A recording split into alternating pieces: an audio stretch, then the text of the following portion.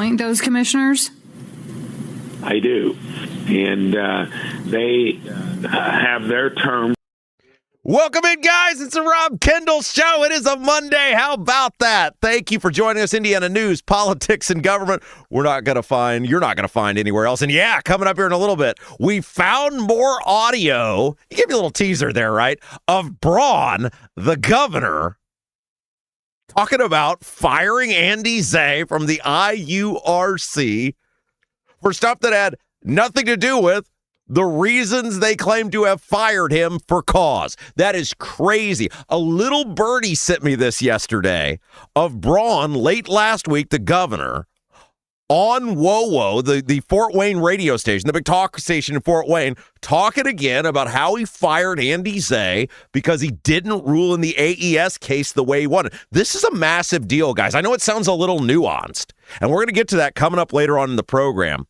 But Braun contradicting himself on why he fired Andy Zay from the IURC has the potential to be an absolutely massive story that could have tentacles that stretch throughout state government. So, little inadvertent teaser there, but we're going to get to that coming up here in just a little bit. Plus, we have a big announcement for you guys coming up here in just a few minutes about the growth of this radio station.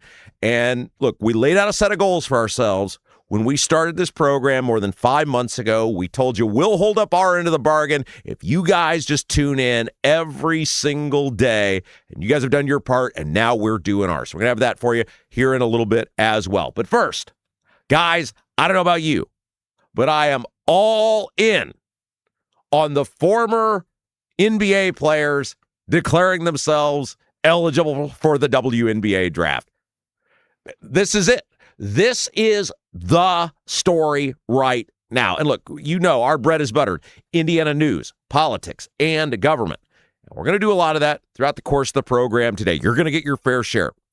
But this is a national story with local implications because a lot of it recently has centered around the comments made by Indiana Fever player Sophie Cunningham. And there's nothing controversial about it. There is nothing controversial, or there shouldn't be, about saying men play men's sports, women play women's sports.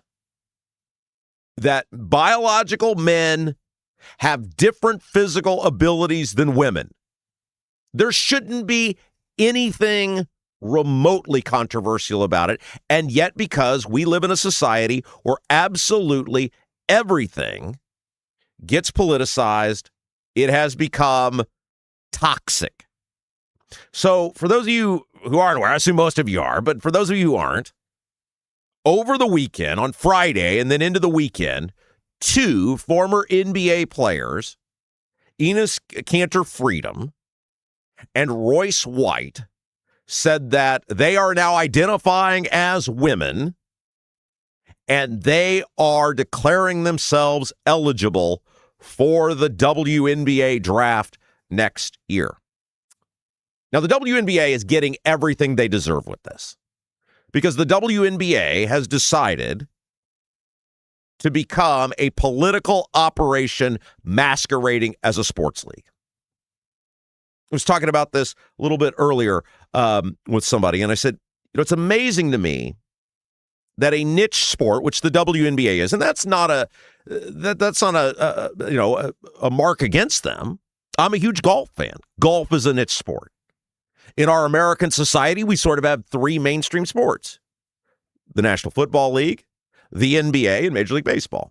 Everything else kind of considered a niche sport. I'm a golf guy. Golf is a niche sport. But in niche sports, there are these rare occasions where people come along that completely transcend society. And it, for a period of time, brings eyeballs from across this country and across the world to their sport. And you have to, as that sport, in that usually a 3 to 5 year window, capitalize and make your money and get your growth out of that window. You saw it in the 1980s with Wayne Gretzky when he went to the Los Angeles Kings. There was about a 5 or 6 year window where hockey exploded in America, culminating with the movie The Mighty Ducks and a new hockey team in the NHL by the same name. Boxing in the mid 1980s with Mike Tyson from probably about 1986 through Tyson going to prison in 1991. You saw an explosion of boxing on pay-per-view in attendance. You saw it in golf with Tiger Woods from about 1997 through probably 2002. And the WNBA had this similar opportunity with Caitlin Clark. They've blown it. They've completely ruined it. Because the WNBA, to the players and the league, the politics matter more than the growth and success of the league. And they have done everything, both with their treatment of Caitlin Clark and the continued thrusting of their politics into everyone's face. By the way, there are politics that are completely outside of the mainstream of this country, which you need to grow a professional sports league.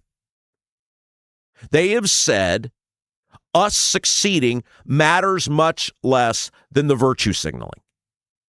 And one of the big ones is a refusal to admit that biological men should, which trans women, I guess there's so many phrases, right? Biological men, which trans women are, they are men pretending to be women, do not have an immense advantage over biological women and should not be playing women's sports. They can't do that, though, because it runs afoul of the political ideology, which makes up a huge core of their consumer base, their longtime consumer base. And if they were to admit that biological men, from a purely physical standpoint, have massive advantages over women, and that's what trans women are. Men pretending to be women have huge advantages. We've seen it in swimming, we've seen it in weightlifting, we've seen it in a whole litany of sports. Then they would alienate their core consumer base, and they would run afoul of their political ideology, which is the most important thing. So on Friday, the first guy to come out was Enes Kanter Freedom. Now, Enes Kanter Freedom, by the way, he is listed at 6'10", 250 pounds. 6'10", 250, guys. And he says, and Enes Kanter Freedom spent 11 years in the NBA. And for a while, he was a pretty darn good player. I think at one point he averaged a double-double. Not an also ran like a Royce White, who we're going to get to in a second, who is this, the second guy. Enes Kanter Freedom was a pretty darn good player and a massive dude. And many of you may know Enes Kanter Freedom, when he was in the league, was very vocal against repressive regimes across the world, including China, including Iran, including Russia. And the big one was his home country of Turkey, to the point where the country of Turkey put out a $500,000 bounty on the apprehension of Enes Kanter Freedom. And so Enes Kanter Freedom has a long history of being vocal about political issues, about things that matter to him, usually on the right side, the right political side of the aisle. And so he was the first one to come out and say, look, if biological men can play in the WNBA and all I have to do is say I identify as a woman, all I have to do is say I identify as the sex different from which I was born, if that's the standard, I meet it, and I'm declaring myself eligible for the WNBA draft. Here is Enes Kanter Freedom talking about his declaration for the WNBA draft. After careful consideration and reviewing the current eligibility guidelines, I am officially declaring myself a WNBA prospect. If simply declaring who you are is all that's required, then I meet every single requirement necessary to compete in the WNBA. My team and I have carefully examined the WNBA's eligibility criteria and governing framework surrounding self-identification and inclusion, Based on the current guidelines, I can and am officially declaring my eligibility for the upcoming WNBA draft in May 2027. I am definitely not here to mock, make fun of, or disrespect any community or personal choices. I am simply asking that the current rules be applied equally to everyone. The rules that represent the very values many WNBA players and coaches have publicly advocated for. My team and I are prepared to ensure these guidelines are applied equally, consistently, and without exception. And I look forward to the WNBA honoring its stated principles. See you at training camp. Okay, a couple of things that were interesting about that. One, he was clearly reading from a prompter. And you listen to the language that he used. To me, there have clearly been attorneys involved in this. He's not screwing around with the point he's trying to prove. And the stuff he said, if you listen to it carefully, had language that I'm sure he was given specifically or was specifically written for him to say, if this were to go to a court, you have to prove, or you'll have to prove, or likely in front of a judge, need to prove certain things.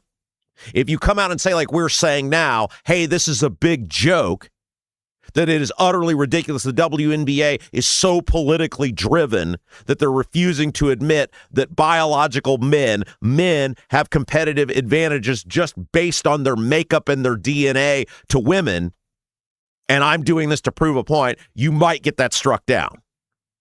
But they are clearly preparing for this to get challenged in court. We'll get to that in a second. And he was very careful about what he said. Now, the other guy who came out was Royce White.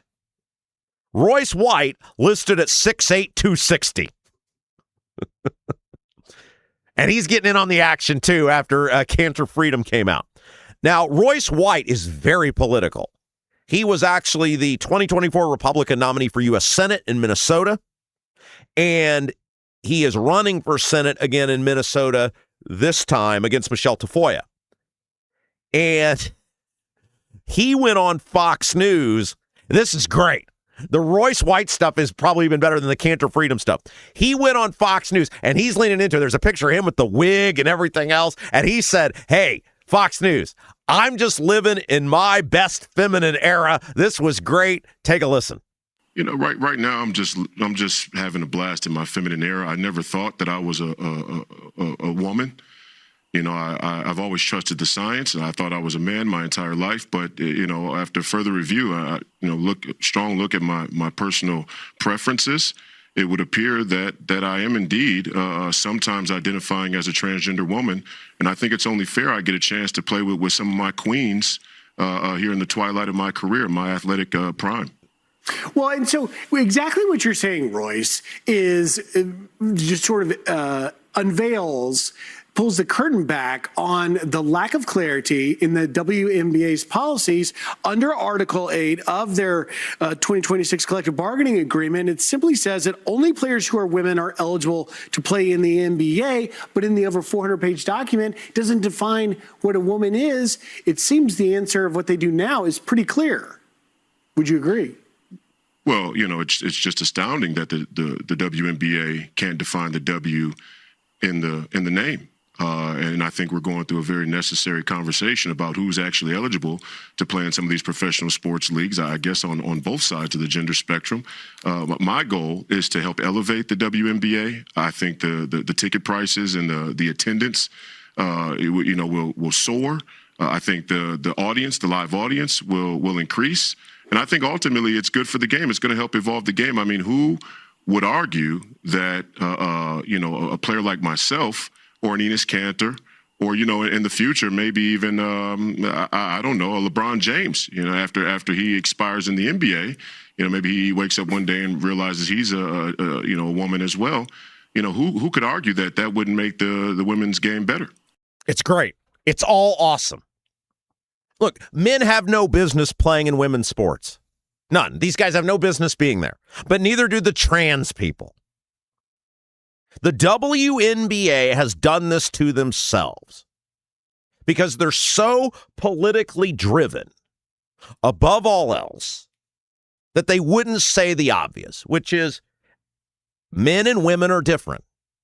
Men and women have different skill sets. They have different physical abilities based on their creation.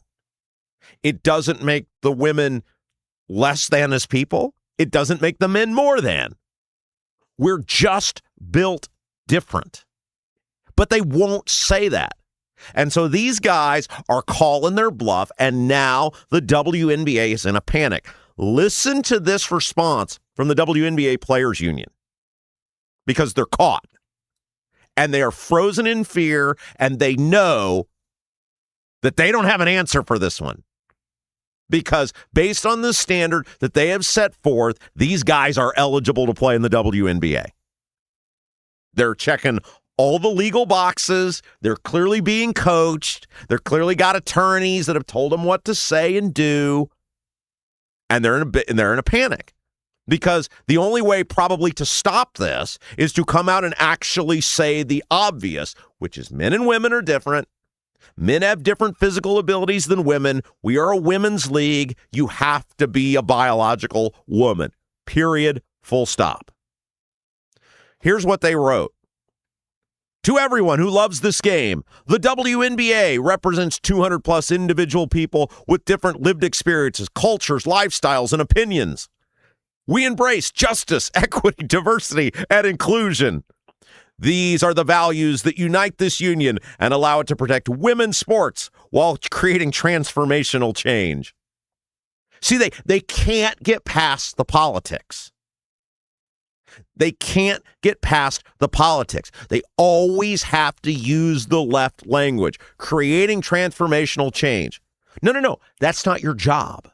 And that's the problem, is they see it as their job. Your job is to play basketball. Your job is to entertain people. Your job is to create a product as the players that people want to go see, both in person and on television, so that you can earn livings for your players' union, the same as every other union. But that's not why they're there. They are there to be a political operation masquerading as a sports league. Hate, abuse, and demonization of any person or group of people, including transgender people, only fuel fear, division, and harm. We will continue to have hard conversations, but we will not be used as political pawns. There's no hate, abuse, or demonization. Those two guys didn't say anything negative about anybody. Not a single solitary word from Royce White or Enes Kanter Freedom. All they said is, we've looked at the eligibility standards, and by the rules you guys have set forth and what you have publicly espoused, we're in. The WNBA Players Union is telling you in this response what they know they've created. They're telling you with these words by trying to insinuate that's what these guys are doing, because they know, the WNBA Players Union knows, the woke political ideology has put them to publicly espoused positions that are wholly ridiculous. They're not mad they're getting caught. They're mad they're not mad that they're doing it. They're mad they're getting caught. They're mad they're getting exposed. They're mad their bluff is being called. Support the players. Support the fans. At games, notify security if you witness hateful, violent, or abusive behavior. Online, report abusive posts and drown out the bots and bad actors. At home, tell your elected officials to strengthen Title IX. Again, there's no abuse. There's no hateful, violent rhetoric or behavior from Kanter Freedom or Royce White. They've simply said, if you're going to allow biological men in the league, then we want to play. And the problem the WNBA has is based on the new collective bargaining agreement. Low-level basketball players, like I'm talking G League guys or college players, can make a hell of a lot more money going to the WNBA. Because of the new collective bargaining agreement, which gave huge pay increases to most of these players, there is actually a financial incentive for men, legitimate male college basketball players and G League players, to do this. A Cantor Freedom or probably a Royce White, they financially are fine. Cantor Freedom made a crap ton of money. But if you're one of these rank and file guys, I think the G League pays like $45,000. The WNBA, you can make at least $500,000 up to $1 million if you're a tippy top player. These people are financially incentivized to go along with this if it moves forward. Now, one more thing. The WNBA commissioner sent out the following email to the league stating, we're going to try to figure all this out this week. Because they have a previously scheduled meeting, and they said, we're going to try to figure all this out this week. Quote, I know many of you have received questions in recent weeks regarding transgender athlete participation in women's basketball, and I expect this topic will continue to receive significant attention. This is from the commissioner of the WNBA. I wanted to reach out to share how we are approaching these conversations at the league office and to thank those of you who have responded to questions from the media with thoughtfulness and professionalism. Look, they got just a couple of options. I mean, off the top of my head. Number one, they can just admit, hey, we were being ridiculous. Men are not women. Women are not men. We can't have these guys playing in our league. No biological men. That's the easiest and most obvious. They can't do that, though, because it will enrage a huge portion of their fan base, which is the left. And, of course, their players, many of them share that ideology. Most of them share that ideology. Another option, they can ignore the announcement and not draft these dudes and then dare them to sue the league for collusion, which is probably the most likely thing to happen. Just say, we're going to let the chips fall where they may. Nobody draft these people. We'll go to court. And we'll probably lose, but it'll take years potentially for it to get through the court system. We won't alienate our fan base, our hardcore fan base, and we'll keep the players happy. The other option is they could come up with some sort of language to define what a transsexual actually is. I saw a couple of legal scholars weigh in on it, and they said, that's going to get really tricky. Though there are two primary options. Admit we've been full of it for all these years and do the right thing, which is say men can't play in our league. Sorry about you. Or just ignore it, collude against the players, and get sued in court. It's fascinating. It's great. I love every second of this. It's amazing. All right, big announcement about our show coming up here in just a moment. But first, our guy, Anthony Gary, he owns Indy Dwell Real Estate, and he doesn't just list homes for sale. He gets them noticed, he gets them shown, he gets them sold without you losing sleep or sanity. Anthony's trained with the top negotiators on earth and is ready to help you achieve your real estate goals. Put Anthony's expert selling strategy and experience to work for you. Call or text Anthony Gary, Indy Dwell Real Estate, 317-756-1159, 317-756-1159.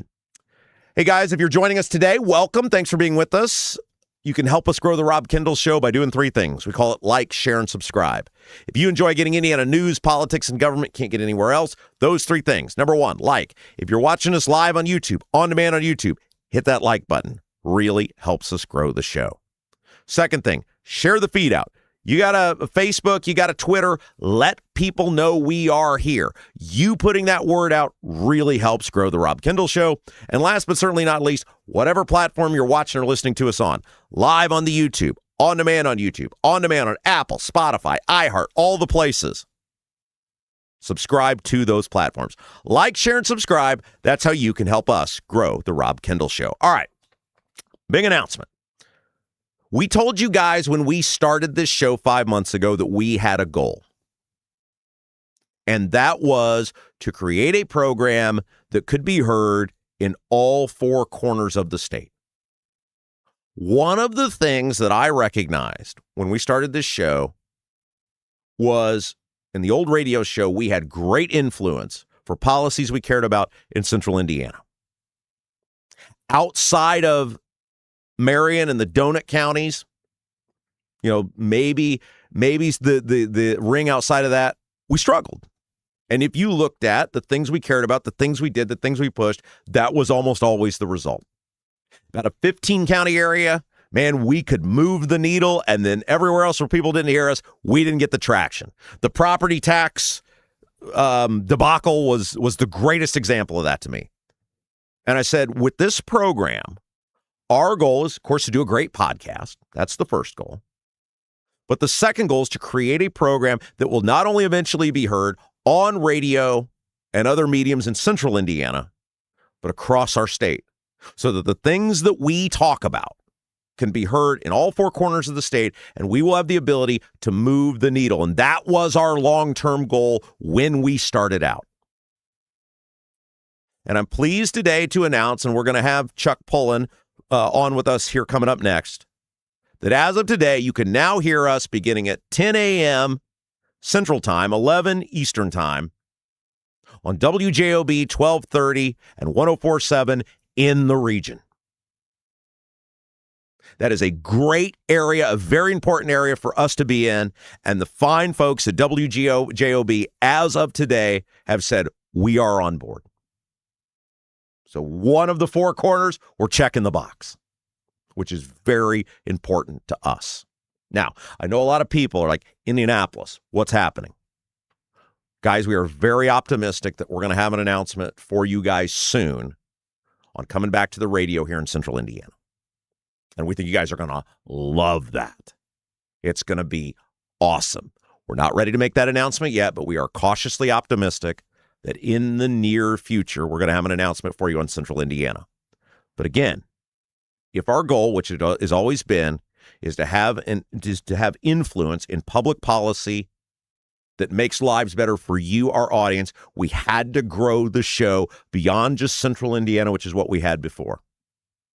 And so today we are just so excited that the first part of that, the first domino is falling. You'll now be able to hear us each day, or at least part of our program each day, beginning at 10 a.m. Central Time, 11 a.m. Eastern on 1230 and 104.7, the voice of the region, the talk voice of the region, WJOB in Northwest Indiana.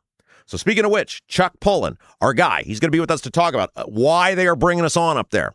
We're also going to talk about how the school systems are getting nasty with the referendums, and nobody covers the Bear Stadium deal like Chuck. Chuck has a new announcement about how much more money, unexpected money, unannounced money, that the Bear Stadium in Hammond might be costing you as a taxpayer. Don't go anywhere. Nobody does Indiana news, politics, and government like us. You're watching The Rob Kendall Show.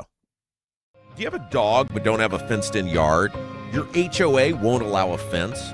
Worried about having to watch your furry friend anytime you go outside? Avoid the blazing hot summers and freezing cold winters with All-American Dog Fence. All-American Dog Fence is the cost-effective, easy-to-use, in-ground fence system to keep your dog secure and give you peace of mind anytime they're outside. All-American Dog Fence backs their Pet Stop products with a lifetime warranty. Call or text All-American Dog Fence at 317-862-6606 or visit their website at allamericandogfence.com. Mention The Rob Kendall Show and get $200 off a new installation. DC politicians don't care. Buying stocks with insider information, they get filthy rich. But if you did it, you'd get locked up. Thankfully, there's one fighter on our side. Senator Todd Young is pushing to ban all congressional stock trading forever. He's never traded a single stock while in Congress. Young's a Marine who does the right thing. Contact Senator Todd Young. Thank him for standing up for us and for fighting to ban congressional stock trading. Buying a home or thinking about refinancing? Work with someone local who understands the central Indiana market. Gary Tedrow with Verity Mortgage helps homebuyers and homeowners explore options for purchasing, refinancing, or even consolidating higher interest debt through their mortgage. Gary's approach is simple, clear advice, and personalized guidance, so you can make confident decisions. Visit loansbygary.homes to learn more or get started today. You've got nothing to lose but dollars on your mortgage payment. So call for a free, no-obligation quote, 317-695-5179. Gary Tedrow, NMLS number 179207 with Verity Mortgage, NMLS number 70345, an equal housing opportunity lender.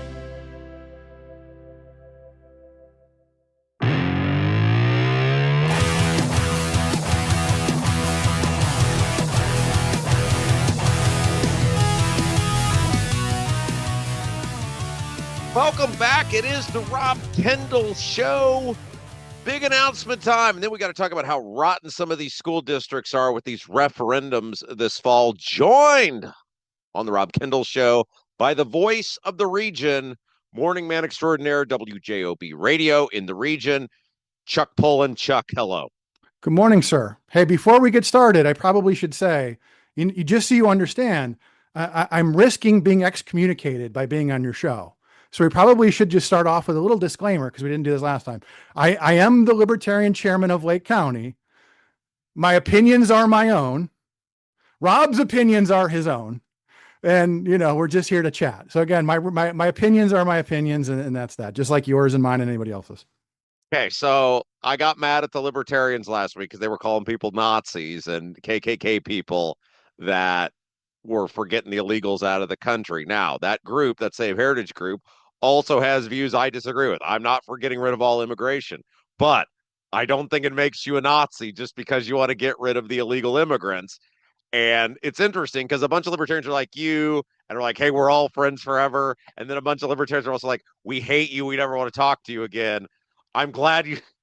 I've been on both sides of the aisle on this in 20 years. So, but again, the same idea though, it's like, hey kids, there was a time that we used to have dialogues. Like even you in your interview last week, it's like, hey, look, I'm going to have you on. You're not hiding in the shadows. Let's have a discussion. I agree with you on some things. That used to be how it was. We used to be able to do that without threatening each other and threatening to, beat each other up, et cetera. So there was a time we used to be able to do that. And I hope we get back to that someday. We're going to have Jesse Brown on tomorrow, who's a socialist, an avowed socialist member of the city council who totally disagrees with the other guy, way more extreme than anybody else. And it's like, that's what we do here. We do freedom of speech. But I'm not like Nazi and KKK is like the worst thing you can call anybody. And unless you're advocating for the things that the Nazis and the KKK, advocated for in terms of violence against other people or whatever, then you're not that. And I think it just demeans what those people went through. And I'm not going to tolerate it. Am I an extremist for having had the reaction that I had to that?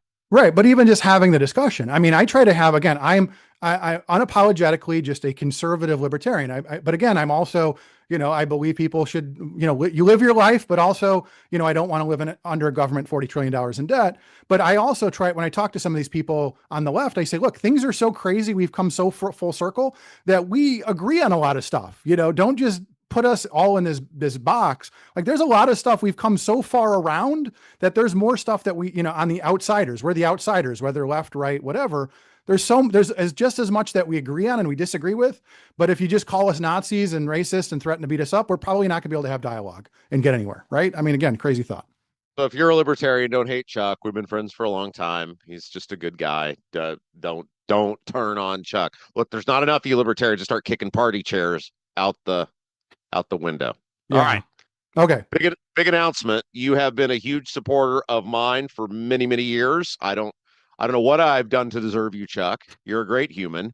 But you came to me shortly after we launched the Rob Kendall Show and said, hey, I'm part of the fabulous WJOB radio station, Northwest Indiana. It covers the region, as we've said. And we might be potentially interested if you behave yourself in running the Rob Kendall Show in some capacity.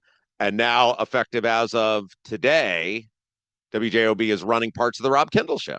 Yep, absolutely. And so again, going back to take off from the original discussion, you and I met at a libertarian event, just like with Abdul. And I realized one of the things in this state is that we have, you guys are in the middle and then we have the corners. And as one of the corners, we don't know a lot about what's going on downstate. We're sort of a vacuum. We're in the Chicago market, so they don't talk a lot about Indianapolis politics. There was this vacuum where, there's a lot going on down there that affects us, gas tax, any of these things, and we don't talk about it enough in the region. But on the flip side, there's a lot going on up here that you guys don't talk about either. So I think this is a great relationship to bring your show to WJOB up here, and it'd be great to see you in the other corners of the state sooner than later. But again, same idea. I mean, going back to that idea of communication, like there are these communication vacuums. And I think having you as part of the WJOB team is great because we spend every morning talking about local issues. We talk about national issues, and there's this void and you fill it perfectly. And again, it's like one of those things. If you don't care about Indianapolis politics, fine, go listen to Smooth Jazz instead of the Rob Kendall Show. But if you want to hear about it, Rob's there every day here on WJOB. After we talk in the mornings about local, Rob will be there right after us to talk about state issues. I think it's a great relationship. So you guys have a lot of great local programming. You guys cover the region. You actually stretch in the Chicagoland area. So It's not going to be this exact same time every day, but it's going to be tape delayed, at least for start, hour one of this award-winning program. And then if we don't do anything to get the radio station fined, you guys are in the market potentially to air more of our program if I don't let you down. Right. Absolutely. And I think, again, there's a need in the market for what you provide. And hopefully, I mean, again, and I would love to see as you grow into the state, you start bringing in people from, Fort Wayne, Evansville, wherever. And so again, because one of the things, even last week, you had the discussion about the expressway. What's the expressway called? I'm blanking for a second. The expressway thing. The mid-states corridor. Mid-states. What you guys talked about with the mid-states and the RDA and all that stuff, we've gone through that in the region. And a lot of times we feel like we're the only ones that have gone through this. As you get to learn more about the rest of the state, you realize it's the same playbook, right? All of these things, these we call them the shadow government, the unelected boards, all these things. We've all been through it. And the more that we get to hear other people going through it, I think it helps. We may talk about something. I heard things about the Mid-States Project. I may talk about things that help them. So I think, again, it's great to have that dialogue because we're all kind of going through the same thing, but we kind of feel alone in the process.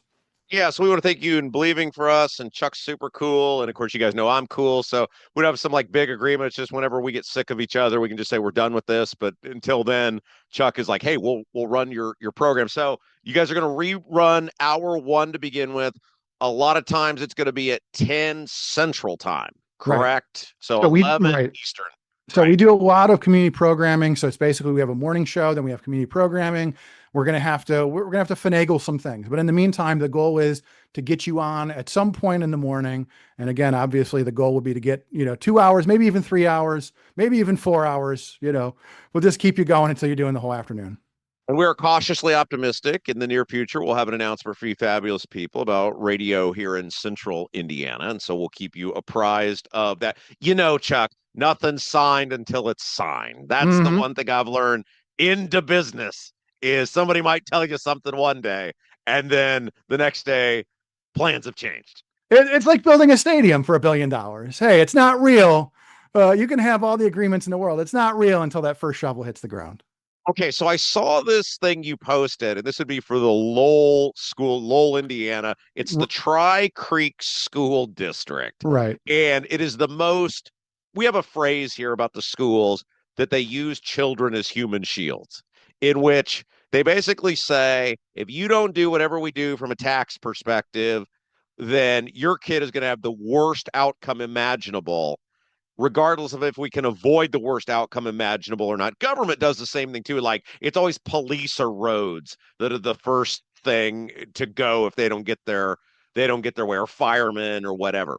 But I saw this post that you shared from the Tri-Creek School District about cuts they're going to make if their referendum doesn't pass. And I said, oh my gosh, Chuck, this is the most human shields thing ever. Tell us about this as we work through this post. Okay, so the Lowell area made about their school district if their referendum doesn't pass. Right. So we are in an area here in Lake County ever since so it's been about 20 years now. We've had the referendum process. Basically, every school district has at one point gone for at least one referendum. There are some school districts that are on like their third referendum, the renewals and stuff like that. So basically, every community up here at some point has asked for the referendum. And I use the argument. I'll digress really quickly. Like for instance, 20 years ago, here in the region, we had a situation where like I came from Munster. Munster is very much, the Carmel of Lake County, or at least they think they are. And so this idea was, back then, 20 years ago, you had school districts like Munster. They were nationally ranked, doing really well, great results. And yet school districts like Gary, Indiana, got twice as much per pupil from the state. They were literally being taken over, couldn't even balance their budget. They're like the Pentagon. They couldn't even tell you where the money was going. And, I think they're at one point when the state came in, their accounting system was running like on a Commodore 64. And the state came in, they're like, hey, we need to balance your we need to look at your books. And they started printing on a dot matrix printer. Like, here's our books. So again, this idea, and again, this is something that you've talked about and I talk about. Government rewards failure, right? The better you do, the harder government makes it for you to succeed. So there was an argument 20 years ago where you had communities like Munster. They said, hey, look, we're a great school district. We do great things. We just don't get enough money. And so this referendum came up and they asked for a few $1 million, and so be it. But what's happened is we've sort of co-opted that. And now it's become this idea where, again, everybody's blaming SB1 and things like that. And they're saying, look, if you don't, and we'll go back to your original question, Tri-Creek came out just like many of the other. So real quick though, Munster came out. And when they first tried to push us, I lived in Munster, just like you talk about. After we built the new football stadium with the AstroTurf and the Jumbotron, we built the natatorium. We spent tens of millions of dollars on the big shiny objects. And on the back end, they started posting pictures of buckets in the hallways that the water would drip into when it rained. I said, hang again, here I am, the one guy in the world going, wait a second. Crazy thought. Why didn't you fix the boilers? Why didn't you fix the roof before you spent the millions of dollars? Just shot in the dark, just thinking out loud here. Fix the roof first, then buy the AstroTurf. Just thinking out loud. But again, that was the emotional heartstrings argument of like, hey, your kid's walking through a hallway of leaky buckets. So that's where this started. And now what we've gone to is we've gone from that. So now here in the case of Tri-Creek, they came out and said, hey, just like everybody else, thanks to SB1, we need a referendum. And it was funny because it started off with, hey, we're going to have to kill some of the extracurricular activities. That wouldn't be good. And then now we're going to have to kill bus service, which is inconvenient for you, the taxpayer. You're going to have to drive your kid to school. And then, as we started digging into it, it became, oh, by the way, we may have to get rid of school resource officers and safety. So now if you don't have to approve the referendum, but if you don't, we're not going to have any safety for your children. There'll be no resource officers. You might as well just paint a target on your kid's back if you don't approve this referendum, but it's up to you, the taxpayer. Can I just read this post? Okay, so here's what it says. So this is, again, Lowell, the Lowell School District, Lowell area, for people in central Indiana or southern Indiana who are trying to picture like on a map where this might be. Tri-Creek Schools regretfully approves cuts to all school bus service and K-8 sports and clubs to offset $3 million deficit due to Senate Enrolled Act 1. Effective August 1, 2028, the district will eliminate its school bus transportation program. Effective August 1, 2027, all school-sponsored sports and extracurricular clubs for grades K-8 will be eliminated. Additional cuts to high school sports, classroom instructional support staff, and student safety program remain pending while we determine at a later date. Then my favorite part of this is they list some dates below it, and they say, all community members invited to bring questions regarding November 2026 school referendum. So, like, if you have questions about how we're going to destroy your kid's educational experience, come on and ask them on these dates. Right. Come on before the referendum vote, by the way. So, but again, there's an interesting question. I posted that and I had a couple teachers chime in on my post and they said, Chuck, we get your concern because they know kind of what we've gone through here in the region. And again, same thing. You go back to Munster, you go back to any of these communities. On the back end, there was, oh, by the way, the superintendent gave himself a 401k kicker that was illegal. One of the superintendents gave themselves a new car. So again, there's valid arguments of like, hey, we got $50 million and I gave myself a new car, that as it goes. A lot of people are telling me like, Chuck, we know that we've cried wolf in the past, but this time we're not crying wolf. This is real. And that's sort of the problem with crying wolf is that, you cry wolf, say, hey, we need this money for the children. And then you build a new, football stadium. This time they're saying, Chuck, it's different this time. This one's for real. But again, you've cried wolf for 20 years. Understand why we're skeptical, right? That's the issue. I blame the Republicans, though, because they know this stuff is going on in the General Assembly and the governor. They know this is going on. The last conversation I had with the governor, I don't think we'll have any more going forward. I very adamantly told him this was exactly what was going to happen if he signed the bill. It is happening all over the state, but yet they've created a system where anytime the schools don't like the money they're getting, they can just put this stuff on the ballot, allow this insanity to go forward, and then it's a coin toss about whether it passes or not, and people's taxes go up. And this is the question I asked the governor. If your goal is to lower taxes, why are you giving the schools the option with everything rigged in their favor to raise taxes? And nobody can answer that question to me. But Rob, though, you talked last week about the gas tax, and that's another example of, for years and years, the state would steal a penny here, a penny there from the gas tax. And on the back end, they said, hey, our experts could not have predicted this, but we don't have enough money in the gas tax fund to keep the roads. So if you want good roads, we had, several thousand deficient bridges in the state and stuff like that. It's like, hey, by the way, we don't have to raise the gas taxes, but again, your kid's school bus will be driving over deficient bridges every day. So we might want to do that. So it's the same mechanism of we fund the stuff we want to fund. And then when you want a bus to take your kids to school, and if you want the bridge the bus goes over to be safe, we're going to need some more money from you. You don't have to do it, but your kids will be in danger if you don't. So again, this is that playbook that every one of these mechanisms, it's not just the schools, it's just a government, it's that playbook of we get what we want. And then now there's not enough for the things that you find important. So now you get to decide, do you want to increase your property taxes to pay for it? Yeah, what I can't figure out, though, is what do the Republicans in the General Assembly get out of this? They're angry red-shirted teacher people are not ever voting for the Republicans. So, why are you screwing your actual voters to appease a bunch of people that ain't voting for you no matter what you do?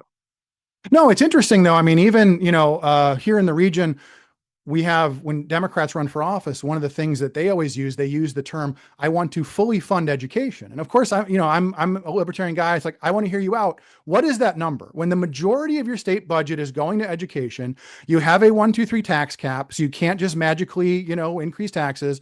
What is the solution? You use this number, fully fund education. What is that? Are you saying that throwing 20% more at the problem will solve it? Is it 50%? Am I double? Again, this idea that neither side is giving you a good answer, but at the end of the day, what do the Republicans do? What's the alternative is kind of their argument, right? And when you see what this Tri-Creek is doing, it goes back to my argument of you have to beat these things the first time, and you can't just beat them. You have to punish the school system.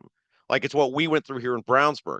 We not only won the referendum, defeated it, we beat the hell out of the school system, the school board, not literally, but the school administrators, to send a message to say, if you ever try this again, we're going to make the community hate you people the same way they hated you the last time.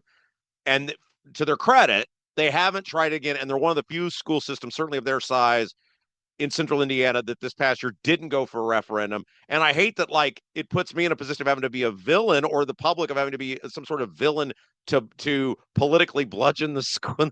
Again, not literally bludgeon, politically bludgeon the school system and the school corporation and go at them that way. But it's the only way to stop these things, because all of these other central Indiana school districts, Carmel, Zionsville, Noblesville, Westfield, it's just Ben Davis, Wayne Township, there's just one referendum after another. They never stop once they start. Right. Now, on the flip side here, I'm in Lake Central School District, which is several communities in Lake County, where when I moved here, they were pushing for a referendum. I mean, again, one of the things about Lake County is we are growing exponentially because of the Illinois, everybody's moving here from Illinois because of the beautiful weather. So all of our communities are doubling in size. So there's arguments for, hey, we need more schools. We need to double the size of our. So Lake Central came and said, hey, we want a referendum. We shot it down. And then a couple years later, they came back for a bigger referendum and it passed. So on the flip side, but again, there was a valid argument that we needed a new high school because we've doubled in size. So again, I'm willing to see both sides of the issue, but also you look at Chicago, where they're increasing their school spending billions of dollars while losing pupils. One of my fundamental arguments about school spending is when you look on a state level, there's really no a correlation between school spending and results. When you look federally, when you look at 50 states, there are states that spend way more than others and their results are much worse. I mean, even you talk about, if you ever heard of the Mississippi Miracle and stuff like that, where just because you're throwing money at the problem doesn't mean it's going to solve it. Again, crazy libertarian philosophies. Fix the problem before you throw money at it. And that was always my argument. But like you said, when I was on the radio for that last referendum, they literally said, we'll help you pack. If you hate puppies and children, we'll help you pack, move. And I literally did. I said, you know what? That's fine. I'm moving. And that's what happened, because they were so convinced that we need this money. Otherwise, the roofs will still leak. Just go ahead and move. And I literally did. I got so fed up, I moved to a new district that wanted even more money on a referendum. So, the joke's on me on that one. After that referendum failed here, one of the school administrators told me, he goes, the problem with you just don't want us to have anything. He said, I could hand you $20. And if I got $20 too, you'd turn down the $20 because you don't want me to get the $20. And I said, that's right. I am that spiteful, and I will never, ever let you people get a referendum through this town. I hate the system where I have to be that way, but that's what you got to do. Stop these things. Well, the crazy thing is, though, even, like I go to, I've got kids and one just graduated, one's going to be in middle school. And I talk to their teachers. I love going to like teachers night and saying, I want to hear from you. And one of the teachers was actually, the steward of the school or something. I said, I want to hear completely off the record. Let's go down the hallway. You tell me, like, I want to hear it from you, what's going on. And she made a great point. And this is one of the points I make. I would love to see a metric that says, if you have a referendum, how much money actually gets to the classroom, how much goes to AstroTurf, how much goes to the other stuff, right? And I've always said, I would love as a taxpayer to see that metric of how much actually, because that's one of the things they always say, oh, our poor teachers, our librarians need a raise. And then 5 years later, the librarian's like, I never got a raise. Do you know what I mean? Like, I go back to them and go, hey, how'd that work out? They go, we never saw any of that money. We got a couple new books. We got a new art teacher. That was it. All of those millions of dollars, we didn't see any of it. And that's one of the things I always hear from government, the actual in the trenches employees, like, hey, they put some Flex Seal on the roof. They got rid of the buckets. But other than that, we didn't really get anything out of the deal. And that's one of the frustrating things. Chuck Pullen, WJOB Radio, is our guest. All right, this referendum going to pass, but these guys are threatening to bus service. I mean, look, right. I mean, that's the thing. It's like, hey, you don't have to pass this, but if you don't, you're going to drive your kids to school and they're not going to be safe. Of course it's going to pass. I mean, again, it's emotional manipulation, right? But again, I understand as a parent, I get that people are getting, it's like one of those things, you're calling their bluff. It's like, look, I would rather say, like you did, I would rather say, I'm going to call your bluff. And it's kind of like what you said the other day with Indianapolis and finding money for the roads. It's like, I'm going to call your bluff, see if you can find the money, and then we'll revisit this a couple years from now. I mean, I think if you call their bluff, they'll magically find the money, but you have to call the bluff. All right, I want to make sure we get to this. You have an update for us on the Bears Stadium. What's going on? Because the Bears said late spring, early summer. I sort of feel like late spring, early summer was like June, July. I feel like we've public school education here, but August is well past July. We're entering mid-August. We don't have an announcement on the Bears Stadium, though you did. And I posted this on Facebook, Twitter, Instagram. Send me a fabulous Hammond Bears hat, which I will be candid with you, I'm not wearing yet because I think it's going to be such a collector's item that someday I'm going to make a gajillion dollars off that thing on the eBay. So I'm keeping it in pristine condition. What's going on with the Bears Stadium in Hammond? Well, really, the announcement is there is no announcement. I mean, but the thing is, like you said, it's interesting. I was thinking about this the other day when you guys talk about, Buc-ee's and things like that downstate. When you're going to build something, there's no doubt you're going to build it, right? You put a big coming soon Buc-ee sign, you start digging. We've not done any of that. They keep saying, oh yeah, no, we're coming, but there's no evidence you're coming, right? I mean, and there's no agreement. And you know how much government loves ribbon cuttings and they love those golden shovels. We haven't had the groundbreaking. Nothing has happened yet. So again, it's very interesting to me that we're all in, everybody in Indiana State, it's a guaranteed thing, but you haven't had your ribbon cutting. There's no sign saying coming soon Bears. The Bears, like in Arlington Heights, they literally have a sign that says Bears coming soon to Arlington Heights. I mean, so it's like, oh, where's that sign at in Hammond? I don't know. But the other interesting thing that happened is, again, one of my favorite topics is the South Shore. The South Shore came out last week and said, oh yeah, we are going to build an extension right to the Bears Stadium, wherever that may be. And again, they just came off of spending $2 billion taxpayer dollars on an extension. They came out and said, yeah, no problem. Wherever you put that stadium, we are building a rail line right to that stadium. So those 9 times, we're going to spend $1 billion. So 9 days a year, you can ride the train to the Bears Stadium. Where is that? If it's in Indiana only, or yes. So because one of the things to remember is the potential stadium sites are only a couple of miles from the South Shore. So they basically, again, the funny thing was, we were going back and forth. My big issue is always eminent domain. They came out, like Mr. Mayor came out, said, okay, no eminent domain. We're not going to take any houses. I go, okay, you know what? I'm going to cool it. I don't like the idea, but you're not taking anybody's houses. I'm going to go easy on you guys. And then a week later, the South Shore comes out, draws a line right through the neighborhood and says, oh yeah, we're going to put a train right through that neighborhood that they just found out, okay, you're good. We're not going to take your homes. And then the South Shore comes back 2 weeks later and goes, never mind. We're going to put a train right through your neighborhood. Right. So I mean, again, so now I'm back on it again. Pays for this. You do. I mean, This. Wait. So, like, when you say I do, like, Indiana taxpayers are going to pay for this? So okay, let's go back to, again, the South Shore just finished a $1 billion extension. The way it worked out is they had a part of the money came from the region. So we have our casino. So again, I was just talking to somebody about this earlier. This train is built on the back of seeded money, which goes away because of SB1, and casino revenue, which as of this year is down like 10% because Illinois is building casinos. So we've got a railroad funded for 30 years on money we don't know that's going to be there. So we've got the local government, we got local matching, you've got state matching. You guys put up, I don't know, like $300 million that you probably didn't even know about. And then you've got federal dollars. So the state put up $300 million. We created this, I call it the voodoo economics. We created not just a regular TIF district, they created super TIF districts. I call them the stiff districts. So the state created stiff districts, TDDs, again, voodoo economics, multiple layers of government, recapture mechanisms. So the state gave us several $100 million. And so again, same idea. When we start talking about, well, the state's only giving $1 billion, and then, oh, by the way, here's $300 million for the train. Oh, by the way, here's another $500 million for infrastructure for Hammond. You know what I mean? That's what I'm always saying in these projects. Go ahead. Is this in addition to like the $700 million that supposedly now could all be directed from the toll road to the Bears Stadium? Like, this would be an addition. This would be a separate project, again, South Shore spent $1 billion to go 8 miles down an existing. So I'm expecting this is going to be like at least $1 billion because they love overpasses. And it's always, you should come up here and check it out. It's like a roller coaster ride. I expect that this project would cost damn near $1 billion. And part of that's going to come from the state. Part of that's going to come from feds. There's also, again, all these concerns about Hammond's infrastructure, sewage. Those are going to be, I call them the buy other projects. So buried in this is, we're only giving you guys $700 million, but there's all these other buy other projects. We're going to have to realign the toll road. We're going to have to build this railroad. We're going to have to do this. We're going to have to realign this road. All of that is other projects, and they're never going to sit down and give you an accounting and say, oh yeah, here's the total cost of the Bears Stadium. They're going to break it down by project and pretend that they're unrelated.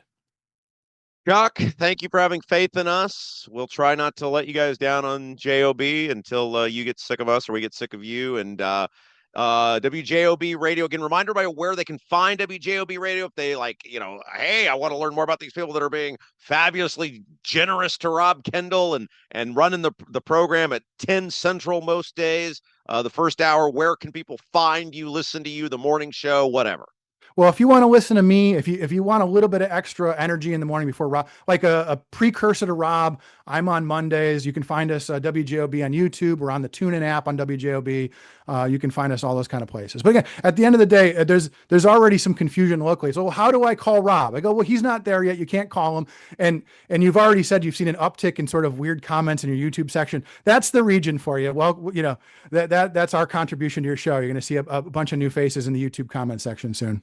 Chuck, thanks for believing in us, man. We appreciate you, and we'll do our best to not let you down. Chuck Pullen, WJOB Radio. Thank you, my friend. Thank you, sir. Take a break. Be back. You're watching Rob Kendall Show. I'm Anthony Gary. I started Indy Dwell Real Estate because too many friends, family members, and neighbors had real estate experiences that lacked compassion, explanation, and expertise. You deserve someone in your corner with the heart of a teacher, simplifying every step of the buying or selling process. When you hire me, you get me. Start to finish, you'll never be handed off. No stress, no surprises, just the expert guidance and results you deserve. Anthony Gary, Indy Dwell Real Estate. Call or text 317-756-1159. 317-756-1159. Did you know Honeysuckle Hill in Brazil offers more than just a fabulous made-from-scratch meal at the bistro? It also has an adjoining cottage, great for a perfect, relaxing weekend away with a scenic waterfront view. The cottage offers 3 bedrooms, 2 baths with spa-like tile showers, full kitchen, living room with fireplace, laundry facilities, and a full deck overlooking the lake. And Andy, one of the owners, delivers breakfast in a picnic basket at 8:30 each morning. Plan the perfect weekend away at the scenic Honeysuckle Hill property on the water in beautiful Brazil. Book today by visiting their website at honeysucklehillb.com. Are you seeing cracks in mortar, moisture working through walls, facade or structural failure beginning to surface? Bramwell Mackay sets the standard for exterior and structural building solutions. Our 40-year master masons and industry experts address moisture intrusion, failing foundations, masonry deterioration, and more. From preserving historic landmarks to addressing modern building envelope issues, Bramwell Mackay delivers full-spectrum service with white-glove professionalism. In Indianapolis, call 812-33-BRICK. 812-33-BRICK.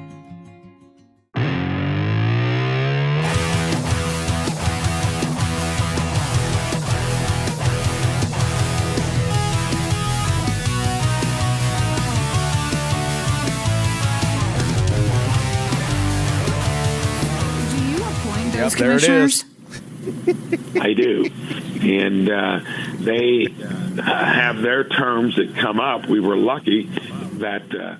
Yeah, there it is. It's the Rob Kendall Show. We're trying something new today. This is the great thing about our show. Sometimes we try something new, and we only know if it works or not when we're live on the air. And today we have found that didn't work quite the way we wanted it to. It is the Rob Kendall Show. That was the governor. You're going to hear from him in just a moment about this audio that he had on Thursday that was brought to my attention over the weekend. That's the thing I love about our show is they're just, when we know. We don't take ourselves too serious around here. Indiana news, politics, and government, you're not going to find anywhere else. It is the Rob Kendall Show. Before we get to the rest of our audio from over the weekend, we're going to get to this AOC stuff is amazing. The hypocrisy of the left is absolutely amazing. Let's tell you about our friends at Bramwell Mackay. You guys got a leaky chimney, water in the basement, cracks around the exterior of your home? Bramwell Mackay Property Services and Consultants is your authority for chimney repair, tuck pointing, foundation repair, crawl space to basement conversions, basement waterproofing, and more. Bramwell Mackay doesn't offer quick patches. Their team of 40-year master masons and industry experts address the root cause and provide solutions that last lifetimes. Your home is one of your biggest investments. Treat it that way. Bramwell Mackay, BRAMWELLMCKAY, BramwellMackay.com, your masonry, foundation, and chimney specialist. All right. So the Democrats got themselves a problem. And that problem is that their party is being overrun by crazy people. Now, let me clarify. They're not actually all that concerned about the crazy people taking over. They're just concerned it might hurt them at the ballot box. I had this conversation with somebody who worked for years in state government yesterday. I said, within 10 years, the socialist people are going to have completely taken over the Democrat Party, and they will be prominent people inside our governments. And that is because the public education system does not teach young people the dangers of socialism, the history of socialism, communism, but also because on our side of the aisle, on the right side, that we have allowed the Republicans to so bastardize capitalism. What we present as capitalism is not capitalism. It's crony capitalism, and it doesn't work for people. True capitalism is great. What we have now, not that. And so more and more people are moving towards or open to something other than capitalism because what they have been presented as capitalism is not actually working. And so AOC was on ABC over the weekend, and there is this complete maniac by the name of, I think Francesca is her first name. I think that's her first name. Hong is her last name. She's running to be the governor of Wisconsin. She's running in the Democrat primary, which is coming up. She's a total avowed socialist, all this stuff, right? She's right in the wheelhouse of AOC and Bernie and Al Said and all the people.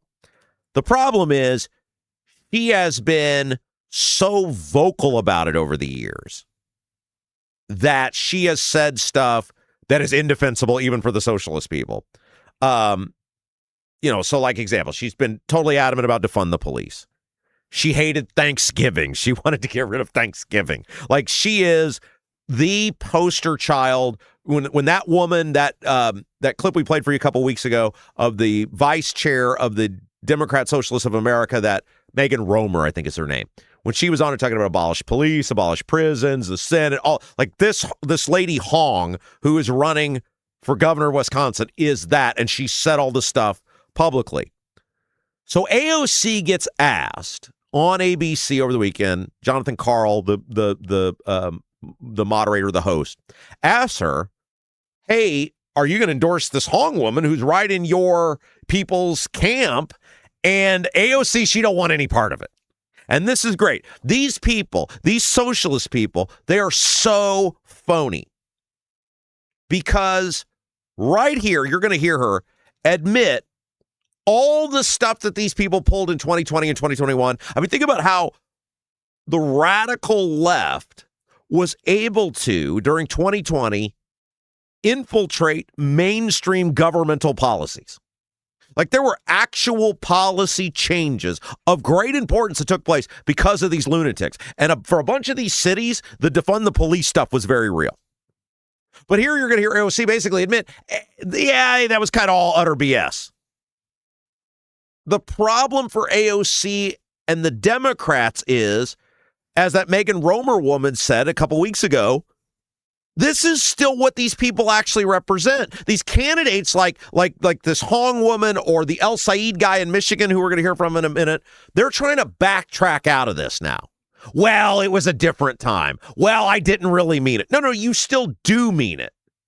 That woman is on record. Police, prisons, borders, get rid of all of them. Listen to AOC try to weasel out of what her people actually represent. Take a listen. Number three.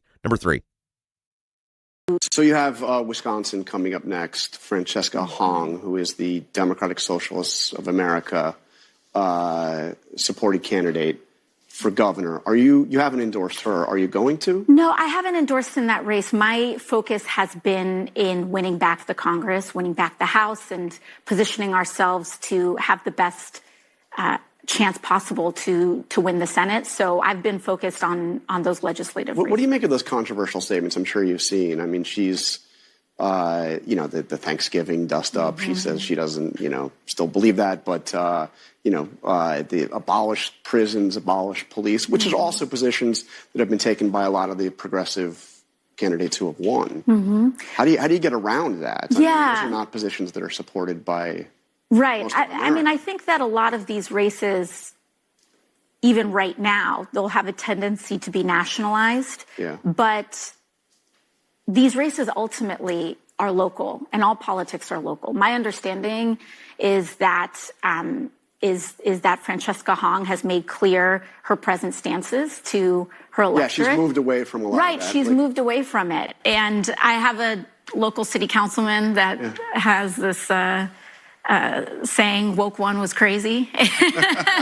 Woke one was crazy. Okay, that's... You noticed the moment he gave her the out and he said it for her because she didn't have any answer. She moved away from that. Yeah, she's moved away from it. And woke one was crazy. They're telling you there's going to be a woke two. She's admitting all the stuff that happened in 2020, 2021, which actually changed public policy. And by the way, it happened here in Indiana. Remember, the Malik Muhammad nutbag who threatened to seize the governor's mansion on live TV. Remember, he got a meet and greet with our governor. And from multiple accounts, he was a part of the police reform bill that became law in the state of Indiana. His decisions. Now, of course, Malik Muhammad went to Portland instead of getting arrested. Can you imagine if Rob Kendall leading an angry mob, threatened to seize the governor's mansion on live TV? Do you think the police would hug it out with me afterwards and the governor would give me a meet and greet? No, of course not, nor should they. But in the case of Malik Muhammad, that's what happened. And then he went to Portland because he was a dangerous, violent lunatic and later got arrested for attempting to kill cops. So we can't just say, it's these big lefty people. Well, I mean, Holcomb is a big lefty, but that was a Republican governor and a Republican administration that allowed that to happen here. This stuff happened all over the place, and now their thing on it, because America's moved on, was, they said some things they didn't mean. They've changed their mind. You don't change your mind on whether you like Thanksgiving or not. You don't change your mind on whether you think police should have resources to do their job. You don't change your mind on if you think there should be borders. This is bull. And what the AOC is proving, and you're going to hear from the El Said guy here in a few minutes, is they have the same lack of principles as the establishment people. They just want the power. Because they're throwing all these previously held, deeply held beliefs or espoused deeply held beliefs under the bus. Jesse Brown is going to be with us on Wednesday. We're taping it tomorrow. Socialist member of the City County Council. I'm going to ask him if that makes him angry. Because what AOC is proving, the El Said guy is proving, Bernie Sanders to some extent has proven, is we'll believe it up to the extent it doesn't alienate us from winning an election. And then once we realize, we can't win an election, then we'll back off of it and try to tell you we don't really believe it. I mean, she was obviously we don't have a video of it.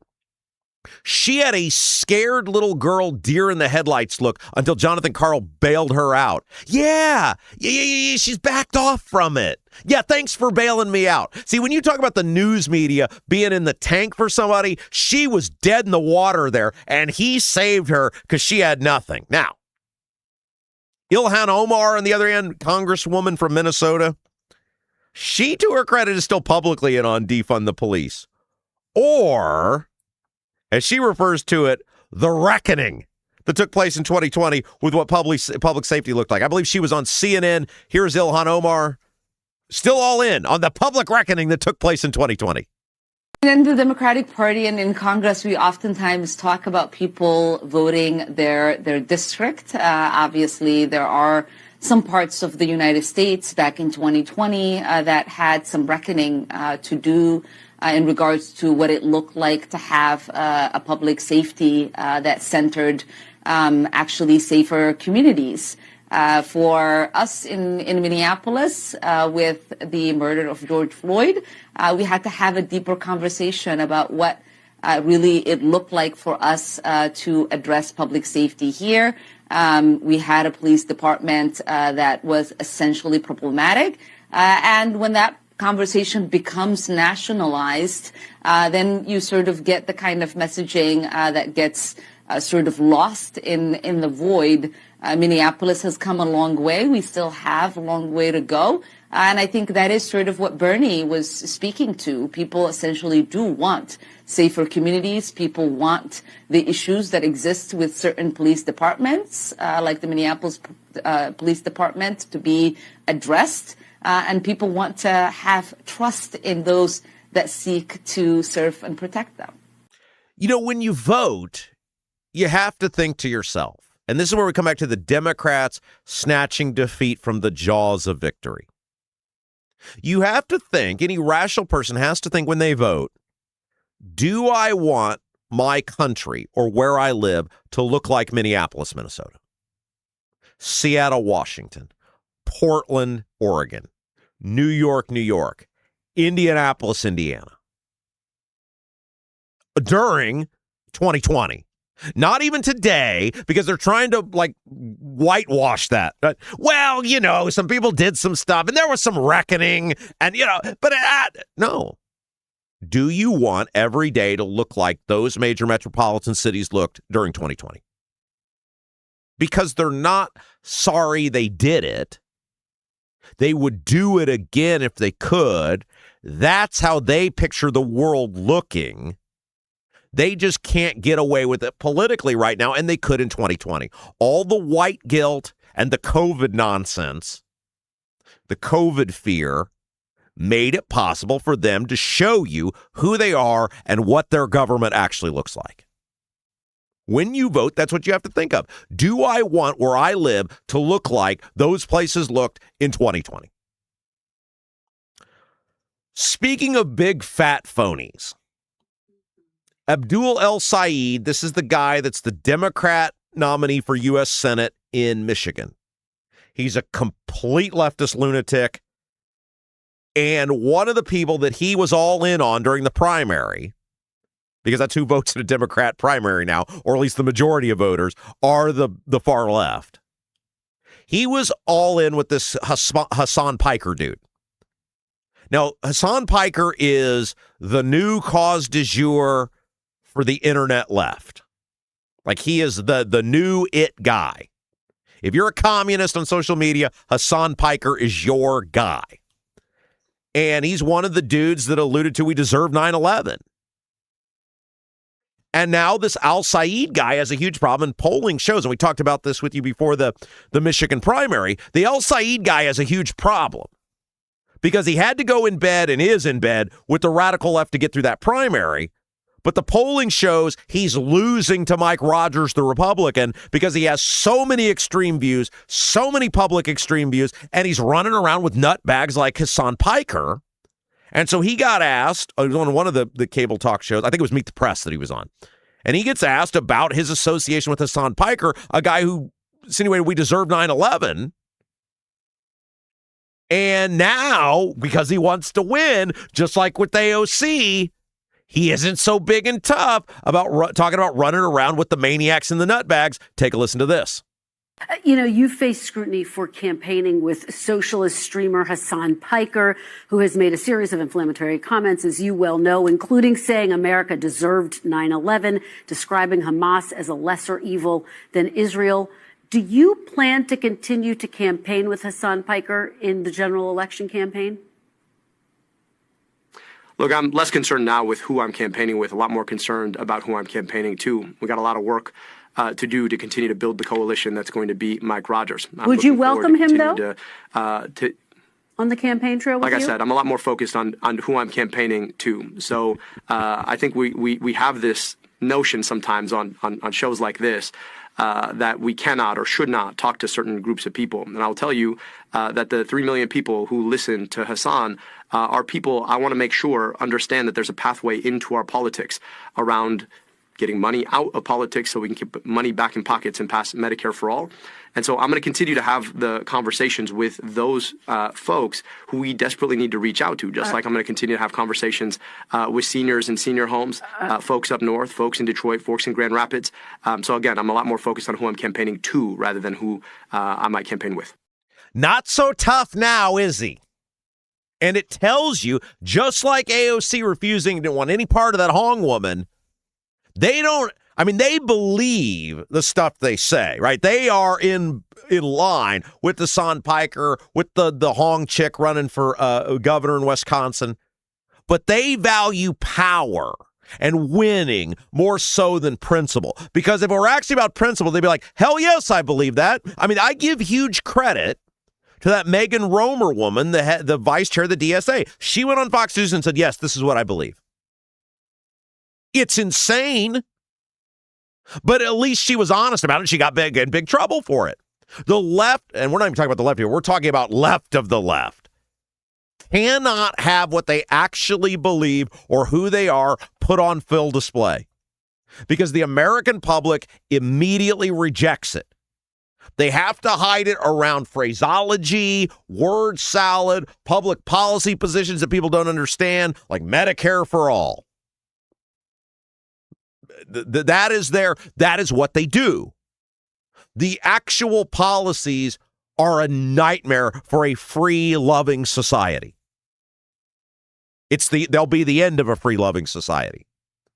And they're proving to you, even though they present themselves as these supposedly deeply principled people on the side of the people, that when it comes time to win an election, that winning the election is way more important to them than any sort of principle or their buddies or anything else. All right, I got to get to this Braun audio that you've probably heard about 3 times now today, or at least the beginning of it. But before we do that, whether you're buying your first rental property or growing an investment portfolio, financing matters. Gary Tedrow with Verity Mortgage helps investors explore loan options designed for rental properties and long-term wealth building. As a local mortgage advisor, Gary works one-on-one with investors to help them understand their financial options and create a strategy that fits their goals. Learn more at loansbygary.homes. loansbygary.homes, Gary Tedrow, Verity Mortgage, NMLS number 179207, equal housing lender. Okay. So a little birdie sent this to me last night that Mike Braun was on WoWo on Thursday. And WoWo is the big talk station up in Fort Wayne. So for Northeast Indiana, it's the big talk entity.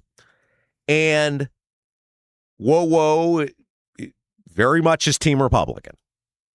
They have a lot of Republican cheerleaders that host on WoWo. And so these politicians, whether it's Micah or Diego or Braun, they feel safe they can go on there and that they won't really get challenged. And so one of the great things about that is when you let them talk, they'll talk themselves into a corner, but it takes somebody like me to point out, oh, that's a much bigger deal than anybody's giving it credit for. So go back to last week when Braun fired Andy Zay from the IURC, removed him for cause. And one of the key issues with being an IURC, the Indian Utility Regulatory Commission, is you can't be fired because the governor doesn't like your view or your vote, because they're supposed to be independence with this body. They're essentially acting as a court. They have to do, just like a judge is supposed to have to do, whatever the law says. If you don't like the laws, change the laws. And Braun is trying to circumvent his role in crafting public policy by having the IURC do his bidding for him. And they listed when they fired Andy Zay, because Andy Zay voted in a way on the AES rate case that Braun didn't like, they came out, the state did, with, I believe there were 3 things that were violations of state policy, or I think Nikki Kelly pointed this out, I think on Friday. She said they used the word potential violations of state policy, which is very important. At no point when the state said in their official explanation why Andy Zay was let go did they say he voted the wrong way on AES. Now, Braun went on Hammer and Nigel on Thursday, and he said very clearly, or I played the audio for you guys, you can tell me if I'm interpreting it wrong, he fired him because of how he voted on AES. And you can say, well, that's certainly in direct contrast with the official statement from the state. Now, this matters because Andy Zay can, and I think is going to, sue the state of Indiana. Because they're painting him as the super bad guy who did super bad stuff. And I told you guys last week, I can't fathom, as long as Zay has been around, because he was a state senator for a decade, he would have made those mistakes that he's accused of making. They're pretty brazen, and some of them are like pretty obvious for some guy who's been a senator for 10 years. And if Braun, who is now on the record, not once, but you're about to hear twice, of saying he fired Andy Zay not because of these alleged infractions, but because of how he voted on AES, this seems like pretty compelling evidence, if I'm Andy Zay, to file a massive lawsuit against the state of Indiana. Here is Braun on WoWo on Thursday, asked about the firing of Andy Zay and why he did it. Take a listen. So do you appoint those commissioners? I do. And they have their terms that come up. We were lucky that we had 2 of them where it came up early. We made replacements. You know, Andy had served on one of the utility committee, and when we hired all of them, and when we vetted so many people wanted to become a commissioner, it was clear, are you going to keep ratepayers in mind and not be a rubber stamp for utilities? They all interviewed accordingly. Andy went wayward, and then when we saw he was going to dig in with not really being one respecting ratepayers' points of view, that is when I had to make the adjustment, because for cause, you can still replace a member, and I did so. For cause. Not liking how they vote is not for cause. Guys, this is a potentially major deal. The governor twice now on recordings has stated he fired a guy for reasons different than the official reasons given by the state of Indiana, which brings me back to people say, well, why make such a big deal about the gas tax? And him illegally suspending the gas tax again, or what it appears to be illegally suspending the gas tax again. Because he's just making it up as he goes along. And if it's something you like, it doesn't matter, because eventually it's going to be something you don't like. That appears to be a major admission to me that he's now done twice. And if I'm Andy Zay, I'm clipping that recording. Buddy, if you need it, let me know. I'm more than happy to give it to you. We got it here in the studio. And I am using that as evidence 1A and 1B in any potential legal entanglement I might find myself in the near future. All right, let's take a break. Speaking of the gas tax, our old pal Jacob Stewart from Indy Star has a very interesting column about the gas tax where he clearly agrees with me. It doesn't matter if you like it. It matters how you do things, because eventually they're going to do something you don't like using the same mechanism. Don't go anywhere. We'll take a break. We'll be back. You're watching Rob Kendall Show. If authentic wood-smoked barbecue is your thing, Double D's Barbecue in Clayton is the place for you. Owners Dennis and Tina Duncan, along with their son Garrett, are from Memphis. So when it comes to barbecue, they're not screwing around. No pellet smokers, no roasters, just authentic wood-smoked Memphis-style barbecue. All of Double D's food is cooked fresh daily, and it's all made from scratch. Double D's Barbecue, located at 40 and 39 in Clayton, is open all day, Wednesday through Saturday, but get there early because once they're sold out, they're done. Check out the full menu, ribs, brisket, and more at ddbbq317.com. Right now, everything's expensive. That includes things you need around the house. If your water heater, water softener, or well pump goes out, or even if your toilet stops working, you could be looking at a major expense. Don't let your next call to a plumber break the bank. Call John at Black Sheep Plumbing. John is a Hoosier lifer who takes pride in and stands behind his work. That's why all basic services and repairs with Black Sheep Plumbing come with a 2-year parts and labor guarantee, with water heaters having a 6-year parts and tank guarantee. Call or text Black Sheep Plumbing for all your needs today and speak directly with John, the owner. 765-315-7558. That's Black Sheep Plumbing at 765-315-7558. Is the inside of your house a total mess, like a complete dumpster fire? Call AJ's Picture Perfect Cleaning. When you walk into your house after using AJ's Picture Perfect Cleaning, you will see and smell the difference. They take great pride in their workers and treat your home like their own.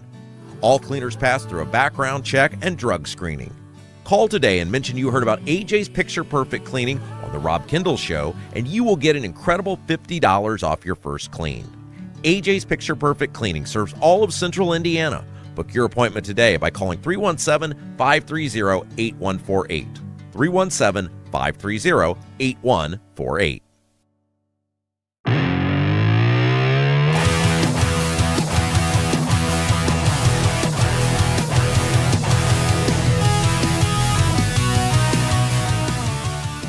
I am the chief election officer, and I'm the guy who enforces and runs our elections in the office, period.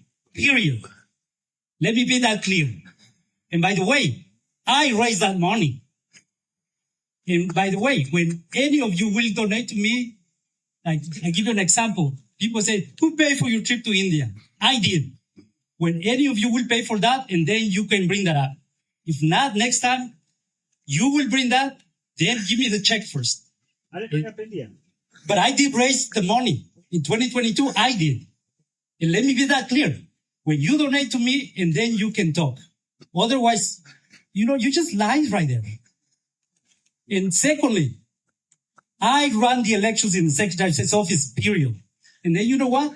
I went to hire Dustin Renner, who works in the Bartholomew County office, to help me because he worked as in the county clerk's office in Bartholomew County.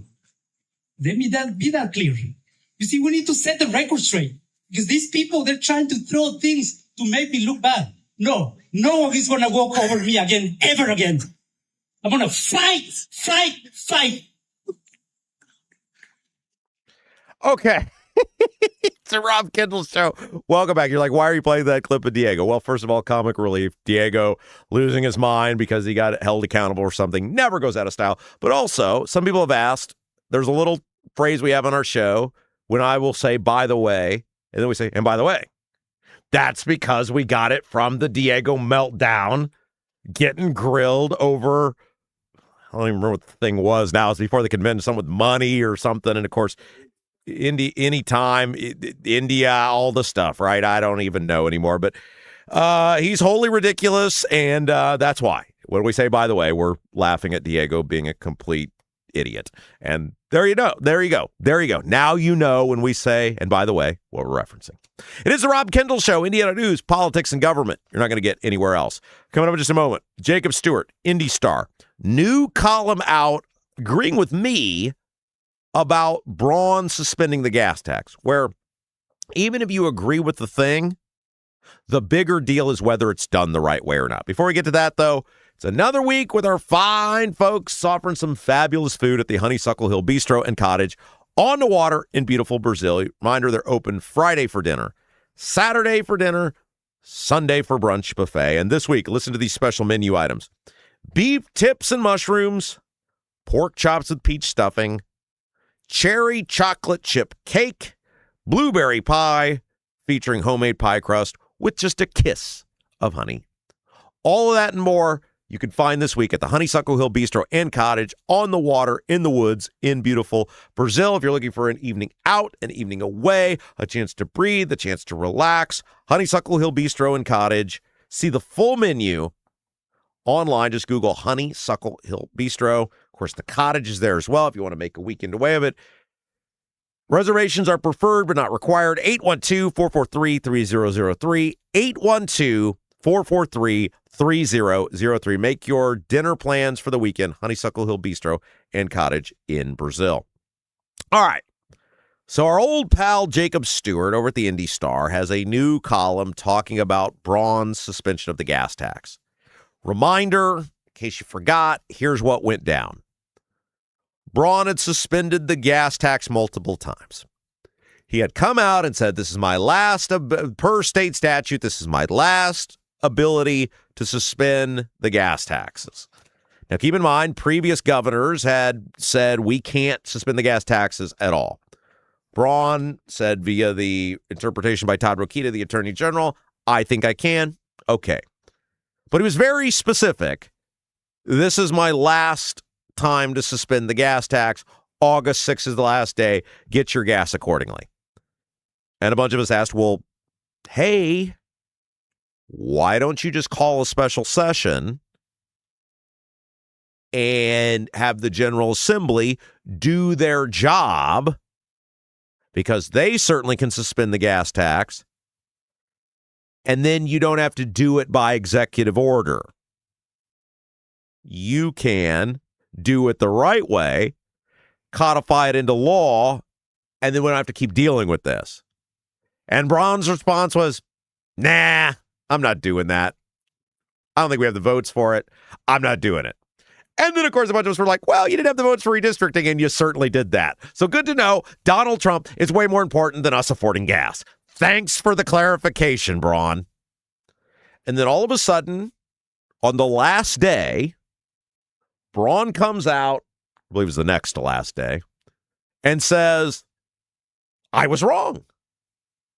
It turns out I can suspend the gas tax again. And some of us were like, how the hell did you do that? Since you very clearly said over and over again, I can't do it again. And Braun said, new emergency. It was only one emergency the last time. As long as you keep finding a new emergency, you can suspend the gas tax over and over and over again. Some of us were like, I don't think so.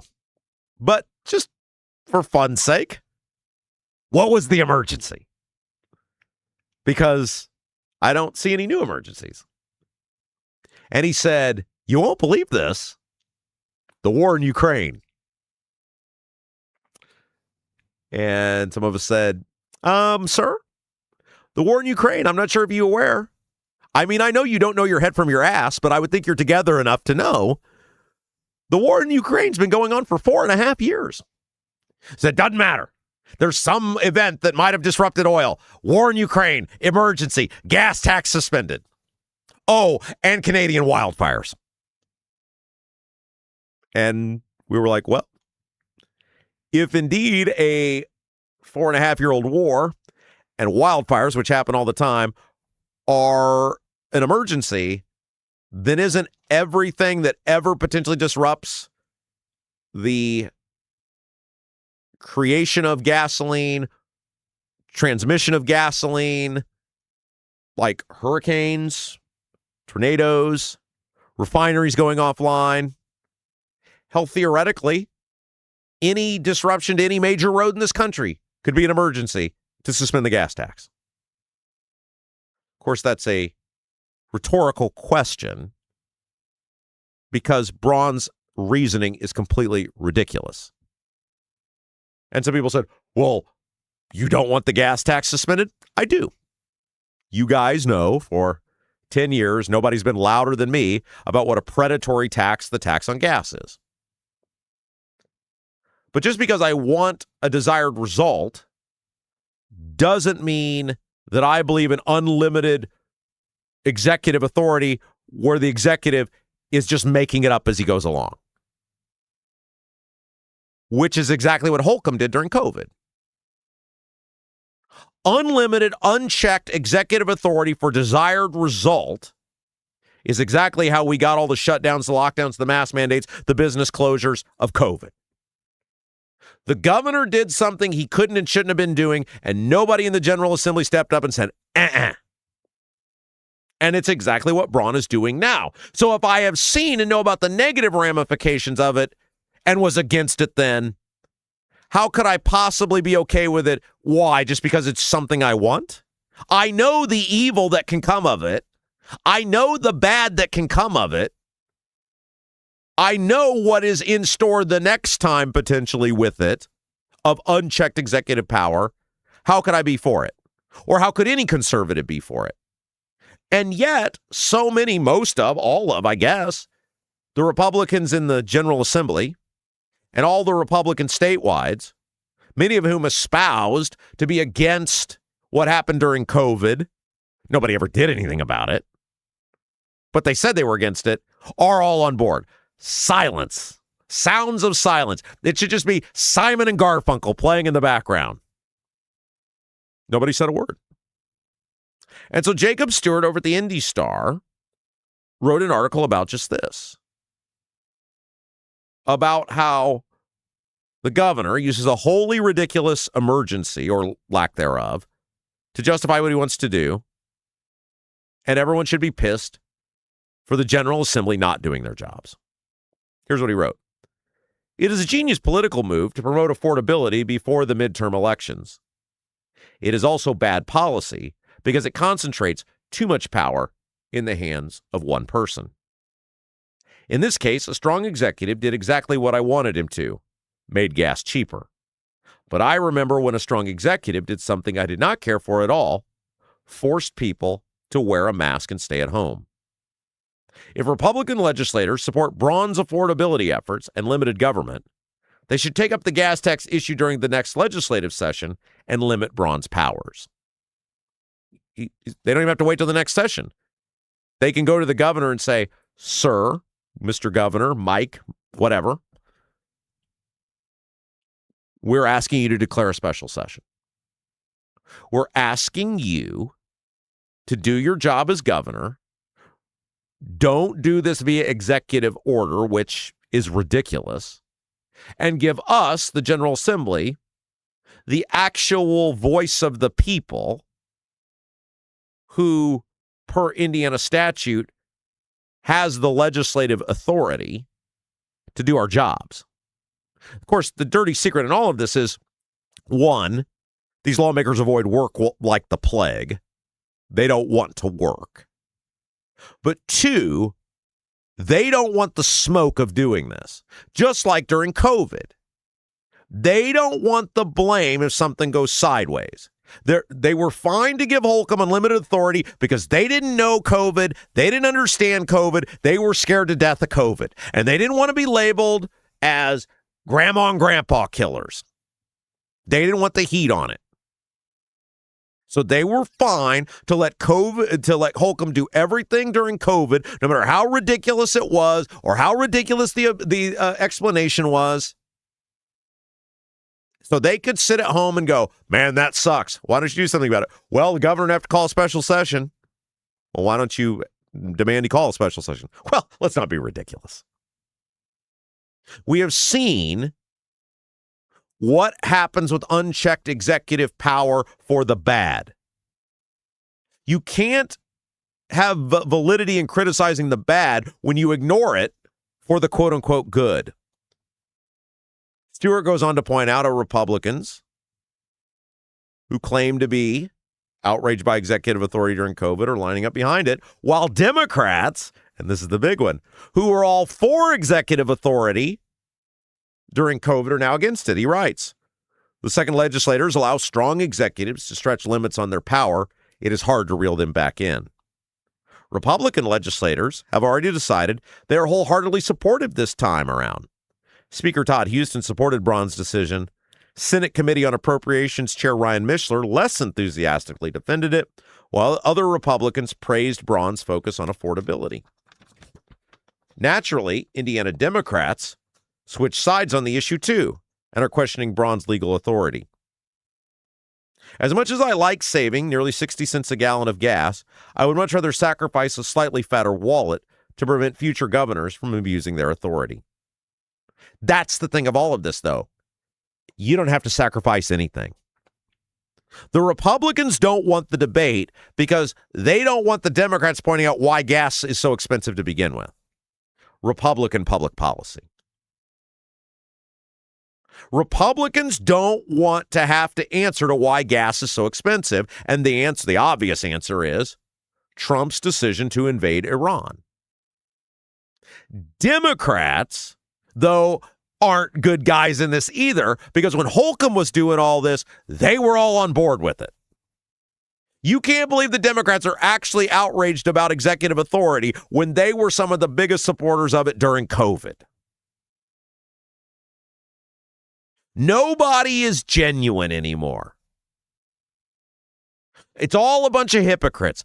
Everybody's disingenuous. I think if I write another book, that's what I'll call it. Everyone's disingenuous. This is why people are totally checked out of the political game. Nobody stands for anything. Whatever they stand for is what benefits them in the moment. And even when it appears to be brazenly breaking laws, if you like it, you're just like, oh, great. But what? Oh, great. No, it's great. It helps me. I'm for it. But it's nope, I'm for it. Stewart closes by writing, right now, the legislature must approve an extension of the energy emergency longer than 120 days. They should clarify that in a new emergency, it is declared shortly after a previous one. They must approve it as well, regardless of the circumstances. The 120-day limit is more than enough time to call a special session to respond to broader issues. Lawmakers could still address the gas tax themselves and make it clear they care about affordability. It's not an either-or game, guys. You can care about affordability, i.e., suspend the gas tax, and do it the right way. Our lawmakers just don't want the responsibility and the work that comes with it. Hey guys, Double D's Barbecue, you know them, we love them. Open Wednesday through Saturday for lunch and dinner right there in Clayton. Owners Dennis and Tina Duncan along with their son Garrett, they are not screwing around when it comes to barbecue. It's just authentic wood-smoked Memphis-style barbecue. That's what you're getting at Double D's. And, they've got the receipts to back it up. Winner best ribs, best sauce at Ribs Fest in Hendricks County. They've got specials Wednesday through Saturday.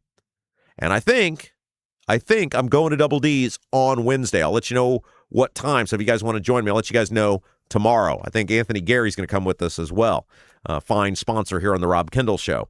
Double D's Barbecue, located near 40 and 39 in Clayton, on 40 near 39 in Clayton.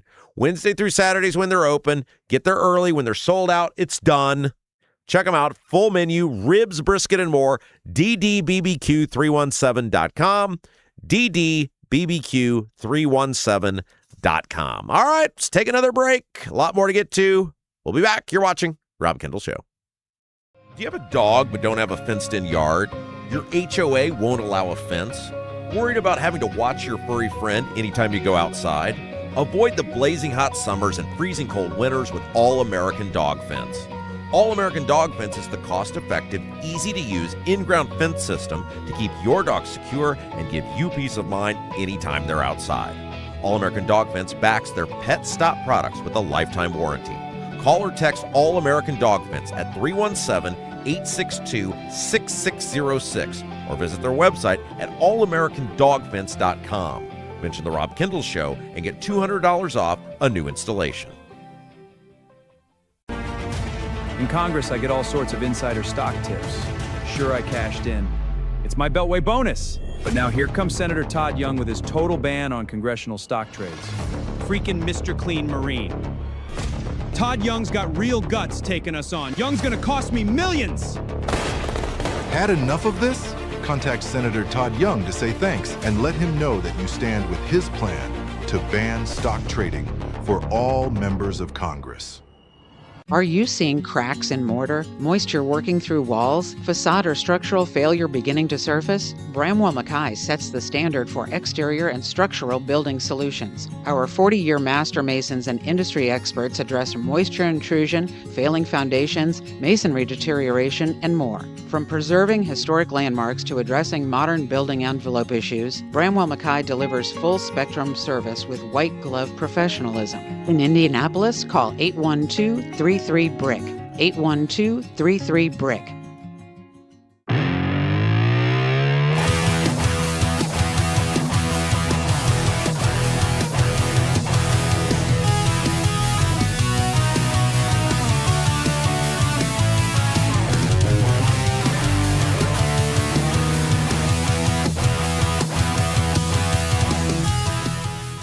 Hey guys, welcome back. It's the Rob Kendall Show. Thanks so much for joining us. Hope you're having a great Monday. You know, nobody does Indiana news, politics, and government like us. We got a big week of programming coming up for you. Tomorrow, our guy, Anthony Gary, is going to be with us, real estate professional extraordinaire.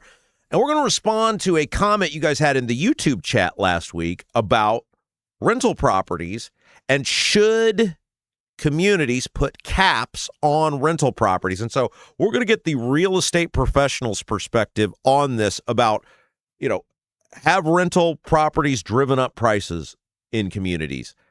Do rental properties devalue neighborhoods?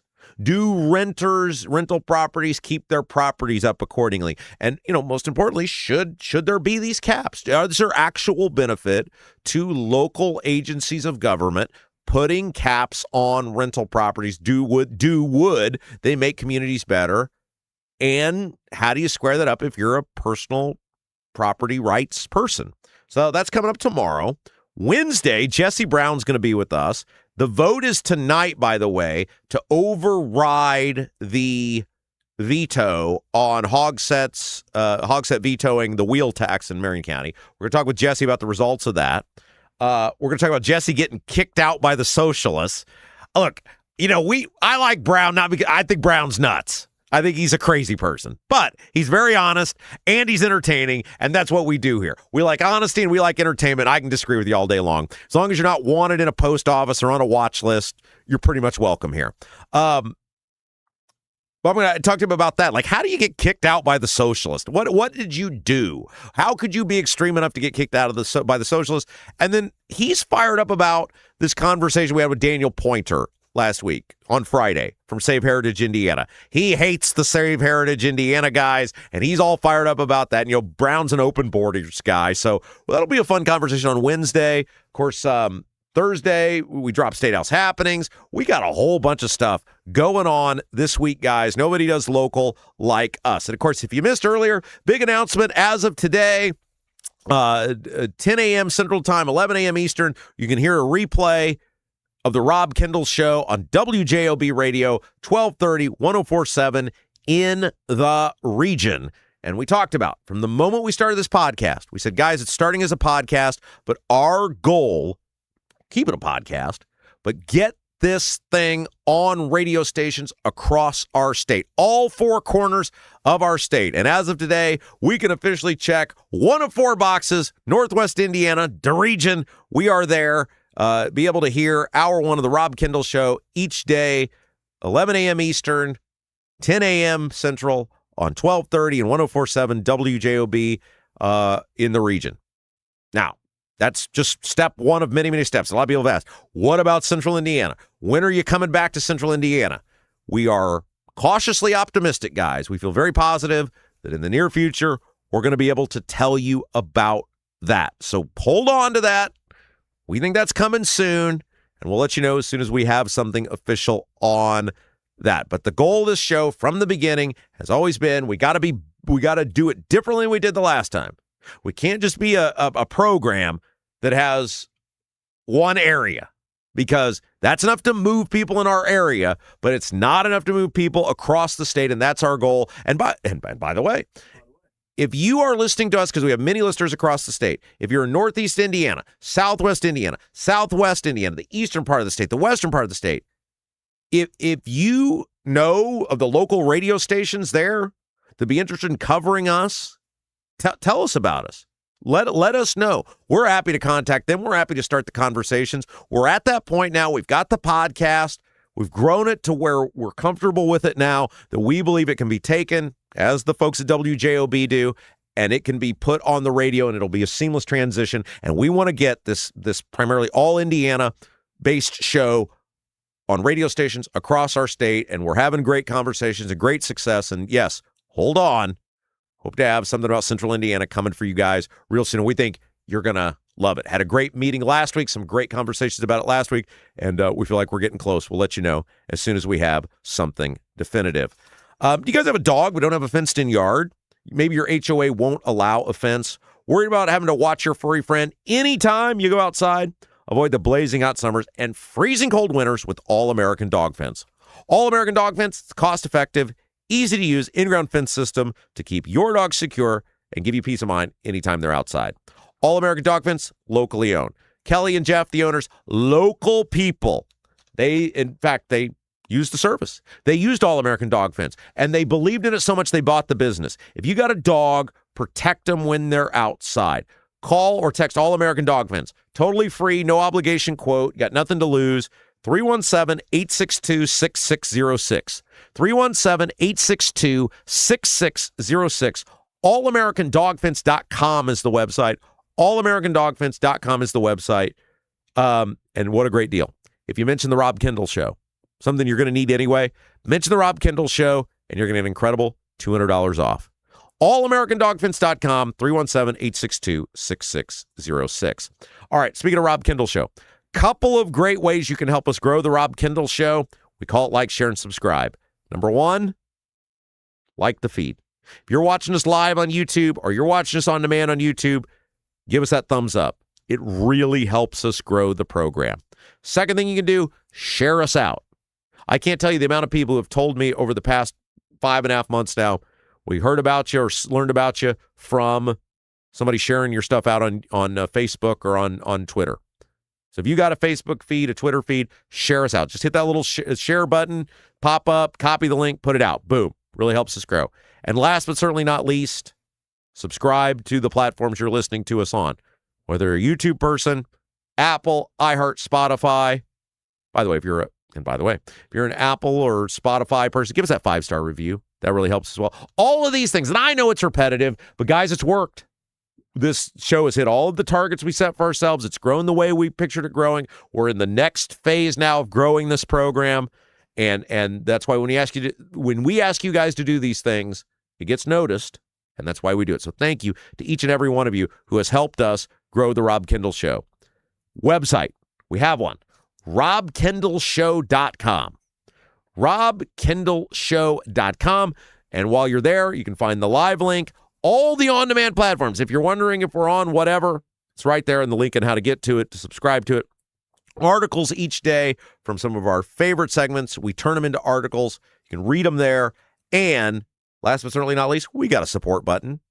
If you like what we do and you want to support the Rob Kendall Show, just head over to robkendallshow.com, hit the support button. Our fabulous, amazing, wonderful listeners, Jenny and Rick, did that over the weekend. We can't thank them enough. And guys, what an incredible deal going on right now. You can support the Rob Kendall Show and actually get a huge benefit for yourself. Thanks to our guy, John McKinney at Black Sheep Plumbing. Here's the deal.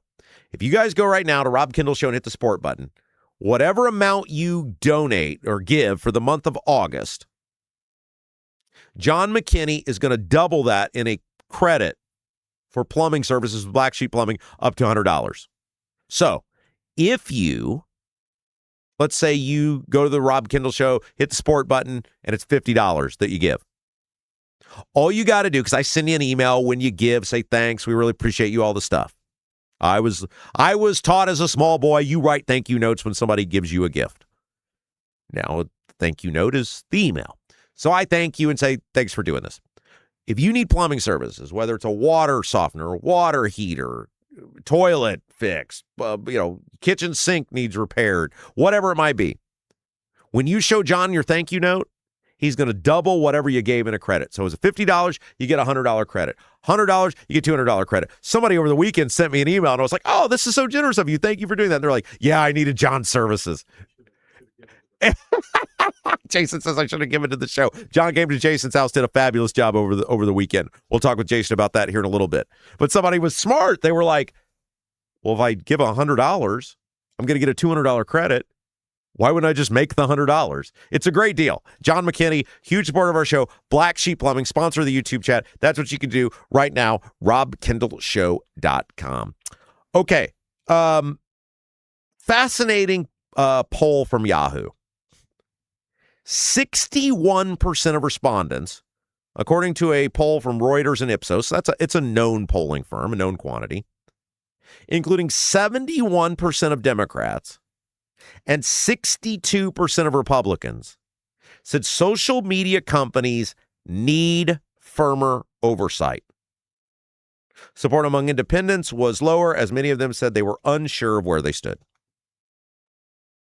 61%, an overwhelming majority of Americans said we need stricter oversight on social media companies, more government. The poll found, and by the way, this, as I said, according to Yahoo, with the story, if you want to read the full thing, the poll also found that 66% support laws that will require social media companies to use age verification tools to keep children under 16 from accessing their platforms. Support for that was highest amongst Republicans with 74% compared to 69% of the Democrats. But again, an overwhelming majority of people. Now, this is a conversation worth having because it's really a conversation about, is it the job of the parent to parent their kids? What may be good for my kid and how I want to raise my child, you may not agree with. And it's up to you to raise your kid and up to me to raise mine. Case in point, we've talked about this. You're not going to find pictures of my kid on social media. I made that decision from the moment my kid was born, primarily because of, well, two reasons. One, the internet is littered with weirdos and sickos. And I made a decision quite a while ago. You guys know this. I keep this is primarily a Facebook deal. Facebook has a limit on friends. I still have no idea in the modern era why this is still a thing, but you can only have 5,000 friends. And so I have like thousands of people in the queue who send friend requests, and I just can't accept them. Like I have the limit. And I thought, well, I don't want people to think I'm ignoring them. I don't want people to think I don't want to engage with them. I would accept every friend request if I could. So I made my whole thing public. My profile is public. Because, now look, you got to behave yourself, right? I have rules, but as long as you behave yourself, people can see my stuff. You can like my stuff, whatever. And I do that because I want to share my thoughts, my views, our show, etc., with as many people as possible. I don't want my kid exposed to the entire internet. And also, there's the facet of she's my kid, right? I don't want my kid being punished for being my kid. I want her to have her own life. I've always said this. You guys, go back to the old radio show when even before she was born. I said, my desire is for my kid to live her own life. One of the things that I really valued about my parents is they let me live my own life. There was never any pressure to do anything. It was, you go do what you want and you do what makes you happy. Now, I was raised to be a law-abiding citizen. I'm not saying the confines of do whatever you want, but I'm saying in terms of whatever career path, whatever goals you have, whatever ambitions you have. There was never any pressure like so many kids have, you have to do whatever. So that's the choice that we made because of those reasons. But that's a choice we made as parents. Some people choose to put their children all over the internet. I don't think that's smart, but their parents also aren't Rob Kendall. And so as such, you parent your kid the way you want in the confines of the law, and I parent my kid the way I want, and that's fine. That's no problem. It's our job as parents to make the choice on how your kids are raised, on things they're able to do. And I like this falls in line with that to me. If you don't want your kid on social media, don't let them get on social media. You're the parent. You're in charge. I can tell you right now, my kid will not ever be accessing a computer that is not in the full view of the family. Yeah, Jason's laughing. I got the OCD. I'm pretty resolute when I put my mind to stuff. And that's because if she's doing homework, great. There's no reason you can't do homework out in front of all of us, right? Also, with the cell phone. My kid will have a cell phone. She'll be able to make phone calls, send text messages in emergency, but it's going to have a whole bunch of restrictions on it because I know what the internet is. I know what the internet, the dangers the internet has lurking, and that's my job as a parent to protect my kid from those things. If she has a social media of some point of some sort, it will be heavily guarded and heavily watched and heavily scrutinized and maintained and all that other stuff. And until I feel enough safeguards are in place to be able to do that, then she won't have one. But you may feel differently, and that's okay. Your kid belongs to you. My kid belongs to me. The same way you butt out of how I parent, I butt out of how you parent. If you want your kid to have a Facebook and a Twitter and a TikTok and a whatever, I don't think that's necessarily wise. Certainly with unfettered access, then go for it. It's your job to protect your kid. What these sort of laws do is they eliminate or invalidate the need for parents to parent their kid. Don't worry about it. Government's going to take care of it for you. I felt the same way when Indiana passed the ID verification law to view adult websites. You know, all these adult websites are not accessible in Indiana now. Not because I'm advocating for a bunch of people to go view them, but the excuse was, well, kids can access them. Not if you parent, they can't. And I thought it was kind of ridiculous to force some person to have to upload a driver's license because other people don't want to parent their kids in a way the state deems acceptable. I'm all for, you guys know this, people protecting their kids. I engage in it to extreme levels on a daily basis, or what some people might think are extreme levels. But that's my job as a parent. It's not my job to parent other people's kids. It's the old Charles Barkley saying, I don't want to be a role model. I don't want to parent your kids. I want you to parent your kids. I want you to raise your kids as you want them raised. I'll raise my kid as I want them raised. According to the same Ipsos Reuters poll, an overwhelming majority of Americans, 85%, think social media can be addictive for children. And a similar share think its use can be harmful for their mental health, the poll found. I don't dispute that at all. It's like, again, it's sort of like the gas tax conversation, right? I'm not in dispute that suspending the gas tax is the right thing. I want it done the right way. In this case, yes, social media probably very harmful for kids. But it's the parent's job to dictate that. It's the parent's job to parent their children. And if we're conceding that parenting is so bad and will forever be so bad that they won't parent their kids, what are we doing anyway? We've lost a society anyway. I thought this quote was interesting from the article on Yahoo. Quote, I don't know what the regulation looks like, but something needs to be done by the government to protect the people, said Christopher Chin, 34, who voted for Trump's 2024 Democrat opponent Kamala Harris. I don't know what the regulation looks like. I don't know what it should be, but the government's got to do something. That, my friends, is a dangerous quote. And it's exactly how the government oversteps boundaries and authority and takes control of everything. You don't know what it should be, but you know they should do something. Well, then how do you know when they've done too much? Which is what government always does, which is too much. Now, what was fascinating is the end of this article, and I'll just read it to you how it was written in Yahoo. But Americans also say they like social media a lot, with 70% saying their time spent on the platform is fun, while only 35% say it stressed them out. So people are, and rightfully so, right? There is a positive benefit to social media. Now, it can easily become too much. It can consume you. It can become addictive. It can overtake you.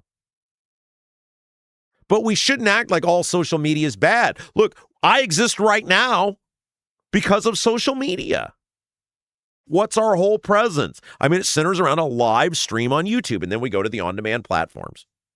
But we are in the process of turning this into a radio program, a podcast that'll be played on the radio, that'll be hopefully be heard across the entire state, accomplishing one portion of that today with the region, with our great friends at WJOB. Hopefully soon we'll have the Central Indiana announcement for you guys. And then our goal over the next year is to take this thing and put it in all four corners of the state, east and west as well, so that when you're anywhere in the state of Indiana, you'll be able to hear the Rob Kendall Show. Wouldn't be possible without having 5.5 months to get this thing started on social media. I'm not going to be a hypocrite and say social media is bad. There are some bad actors on social media, certainly. There are some real dangers to social media, certainly. But you should be parenting your parents the way you want them parented, and I'll parent my kid the way I want her parented. Hey guys, Anthony Gary, he owns Indy Dwell Real Estate, and he doesn't just show houses, he finds you homes with everything you're looking for. Explains your options, get your offer accepted without you losing sleep or sanity. Anthony Gary has an expert buying strategy and wants to put his experience and success with that to work for you. Put an expert negotiator on your side and help you achieve your real estate goals. Anthony Gary, Indy Dwell Real Estate, 317-756-1159. 317-756-1159. It's hour 3. We've made it. Hour 3 of the Rob Kendall Show, brought to you by our great friend, John Rust. And of course, it is my opportunity now, one, to say thank you to John Rust, but also remind you to RSVP for our huge event, Saturday, October the 3rd, at the palatial Rust Estate in Seymour. It's going to be a blast. Jason and I will be there.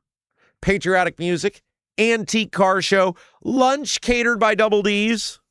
I'm going to give a speech, birthday cake to celebrate Jason's birthday, and a whole bunch more. It's totally free to attend. All you got to do, RSVP. Send an email, rustforamerica@gmail.com, rustforamerica@gmail.com. All you got to do is tell John, hey, I'm coming. I'm excited about the event. Here's my name. Here's how many people I'm bringing with me. That way, John knows how many people to buy food for from Double D's Barbecue in Clayton. Fabulous sponsor of the show. By the way, it's Tina's birthday as well. One of the owners of Double D's. So cake in her honor as well. rustforamerica@gmail.com. Come join us. All right, hour 3 is upon us. Thanks to John Rust. Let's take a break. We got a lot more to get to, including turning the program over to you, our fabulous listeners. Best YouTube comments of the day, brought to you by Black Sheep Plumbing. Don't go anywhere. We'll be back. You're watching Rob Kendall Show. I'm Anthony Gary. I started Indy Dwell Real Estate because too many friends, family members, and neighbors had real estate experiences that lacked compassion, explanation, and expertise. You deserve someone in your corner with the heart of a teacher, simplifying every step of the buying or selling process. When you hire me, you get me. Start to finish, you'll never be handed off. No stress, no surprises, just the expert guidance and results you deserve. Anthony Gary, Indy Dwell Real Estate. Call or text 317-756-1159. 317-756-1159. Right now, everything's expensive. That includes things you need around the house. If your water heater, water softener, or well pump goes out, or even if your toilet stops working, you could be looking at a major expense. Don't let your next call to a plumber break the bank. Call John at Black Sheep Plumbing. John is a Hoosier lifer who takes pride in and stands behind his work. That's why all basic services and repairs with Black Sheep Plumbing come with a 2-year parts and labor guarantee, with water heaters having a 6-year parts and tank guarantee. Call or text Black Sheep Plumbing for all your needs today and speak directly with John, the owner. 765-315-7558. That's Black Sheep Plumbing at 765-315-7558. Buying a home or thinking about refinancing? Work with someone local who understands the central Indiana market. Gary Tedrow with Verity Mortgage helps homebuyers and homeowners explore options for purchasing, refinancing, or even consolidating higher interest debt through their mortgage. Gary's approach is simple, clear advice, and personalized guidance, so you can make confident decisions. Visit loansbygary.homes to learn more or get started today. You've got nothing to lose but dollars on your mortgage payment. So call for a free, no-obligation quote, 317-695-5179. Gary Tedrow, NMLS number 179207 with Verity Mortgage, NMLS number 70345, an equal housing opportunity lender. With a lakefront view in beautiful Brazil, the Honeysuckle Hill Bistro and Cottage is a little out of the way, but totally worth the trip. Down home, made from scratch food, just like the good old days at Grandma's. When you visit the Honeysuckle Hill Bistro and Cottage, you'll leave more at peace than when you came in. Open 5 to 8 for dinner on Friday and Saturday, and Sundays 11 to 1:30 for the buffet. You must experience the Honeysuckle Hill Bistro and Cottage. Call 812-443-3003. 812-443-3003.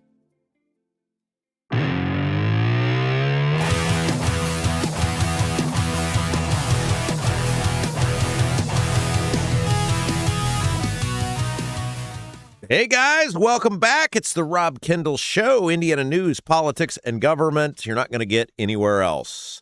Before we get into the rest of Hour 3, including the best comments of the day from you guys, an active weekend, as we like to say in the chat. Of course, Jason, now, for those of you who don't know, he puts the YouTube link up on Friday evenings to give you guys a full weekend to be able to converse back and forth with each other. And, man, you guys are awesome in that chat all weekend long. We'll get to that. Also want to talk about this the stock trading ban proposal. Capital Chronicle has an article on that I want to get into. A big hour ahead, so don't go anywhere. But before we do that, masonry color mismatch, previous repair catching your eye, not happy with the brick color in your home and ready for a total makeover?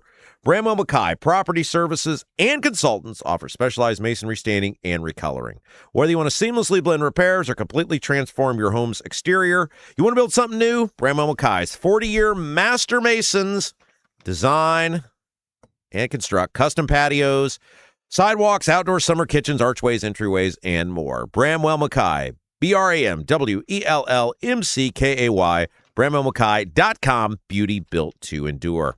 So the Capital Chronicle has an interesting article out about an issue that you've seen on this show. There is an outside group running ads in support of Todd Young for it, which is his support of the proposed stock trading ban. And what that would do essentially is cut off lawmakers' ability to buy and sell stocks as a member of the United States Congress. And there were some people that were hoping perhaps, because it has passed the House, it is now in the Senate, and there were some people who were cautiously optimistic before the Senate got to a 5-week recess, Think about that. These guys aren't going to work for 5 weeks. These guys are not going to work for 5 weeks. Can you imagine a job where you're just like, I don't really feel like working for 5 weeks? You know, like think about your job. Maybe you get a week of paid vacation. Not in our job, but in your job. Maybe you get a week of paid vacation or 2 weeks a year. Maybe if you're really lucky, 3. On multiple occasions, these guys just disappear for like a month or weeks at a time. See ya. And their whole thing, and conveniently, it's the vacation is right in the build up to the midterm elections. Isn't that wild how that works out? How they leave at the most important time to start campaigning for re-election? Probably a totally a coincidence. You notice they never take it in June. 5 weeks in August and into September. And leaving for 5 weeks, they did not pass the stock trading ban. And Capital Chronicle has an article about this and how Todd Young has been one of the most vocal people about the stock trading ban. And it really tells you a lot about our government that this thing has been held up now really for years. But there has been an earnest push throughout 2026 to get this thing passed, and it still sits in limbo. What possible reason could there be to allow members of the United States Congress or the President of the United States to be, or their staffs, to be able to buy and sell stocks on things they have insider information on? Insider trading is a crime. If you or I do it, we go to prison. Ask Martha Stewart. But in the government, because they write the laws, they can do whatever they want, and there's no ramification whatsoever. It's brazen. And yet, it's standard operating procedure. It's not acceptable, and it's not okay. And look, quite frankly, if you're being perfectly honest with yourself, it's not just the Congress, it's also Trump. We've laid out to you the amount of money Trump has made over the past couple of years in industries that he has control over and information on, especially crypto. There was an article, I believe it was in The Hill over the weekend, about they left without doing a crypto bill. And the crypto industry is not happy about that. And one of the major holdups relates to what can be done with the politicians buying and selling crypto. And Trump is apparently one of the leading obstacles on this to why the Senate didn't move forward with it. They don't have the consent of Trump because Trump has made a ton of money in crypto. You know, we come back to the slogan of this show, which is we dislike all these people equally. That we're not on anybody's side but yours. And we say that because both sides, in patently obvious fashion, repeatedly put themselves ahead of you. Repeatedly put their own interests, both politically and personally, ahead of you. Going into government should be an honor. That's how I always viewed it. It is an honor to be able to represent whatever group of people you're elected to. Mine, it was a local community. Some people, it's counties.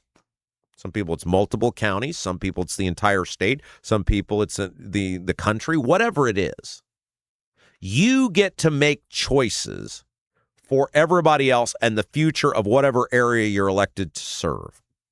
That's an honor. And part of, or it should be, it's not, but it should be, with immense power comes sacrifice. It's what the whole country was founded on.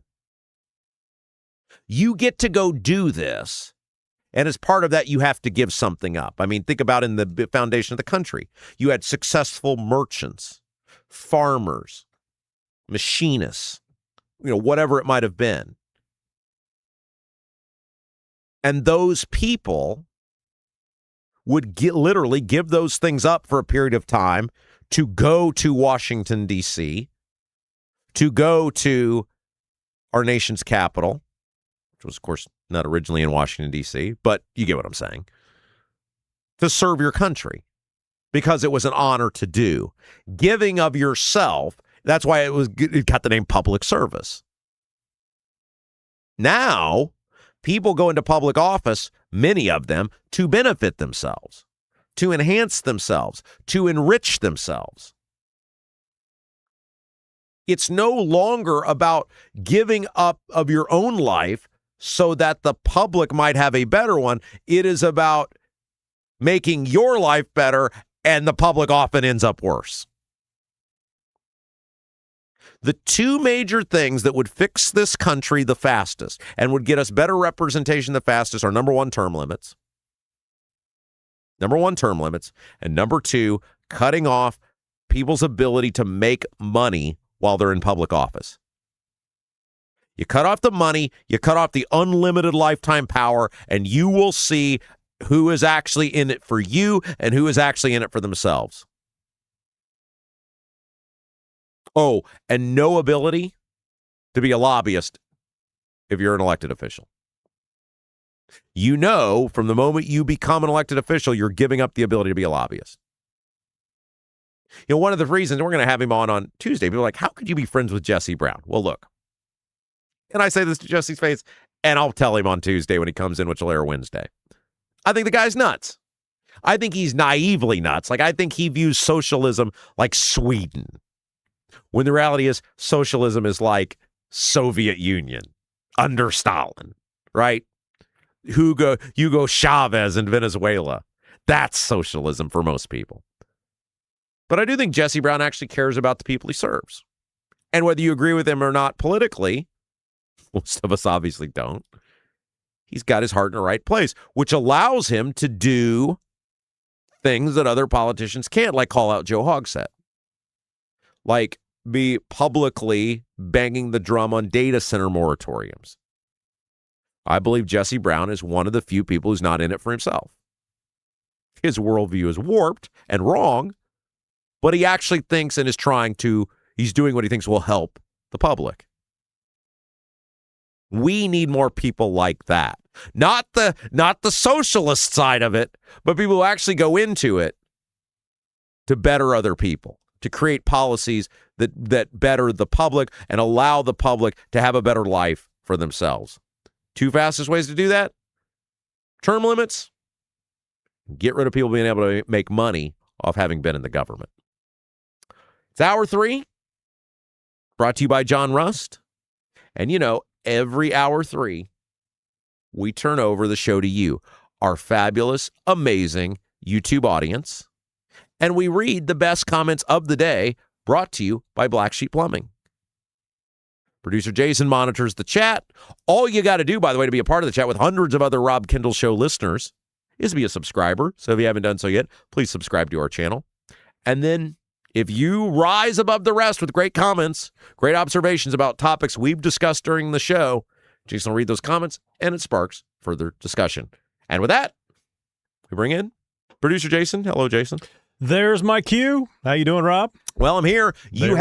Before you tell us about our sponsor, you Yes. had our sponsor, John McKinney, Black Sheep Plumbing, out to your house on Friday. I did. If your water heater, water softener, well pump goes out, even if your toilet stops working, you could be looking at a major expense. Don't let your next call to a plumber break the bank. Call John at Black Sheep Plumbing, just like I did. Black Sheep Plumbing can do the job right at a fraction of the cost of the big guys. And Black Sheep Plumbing says thank you to all military, firefighters, and police officers with an American Heroes discount. He did ask me. It was kind of funny. He asked me if I was any of those three, and he wasn't like a joke. He was like, oh, I got to ask you, are you military, firefighter, or retired military or whatever? And it's like, damn it, no. And I didn't get the discount.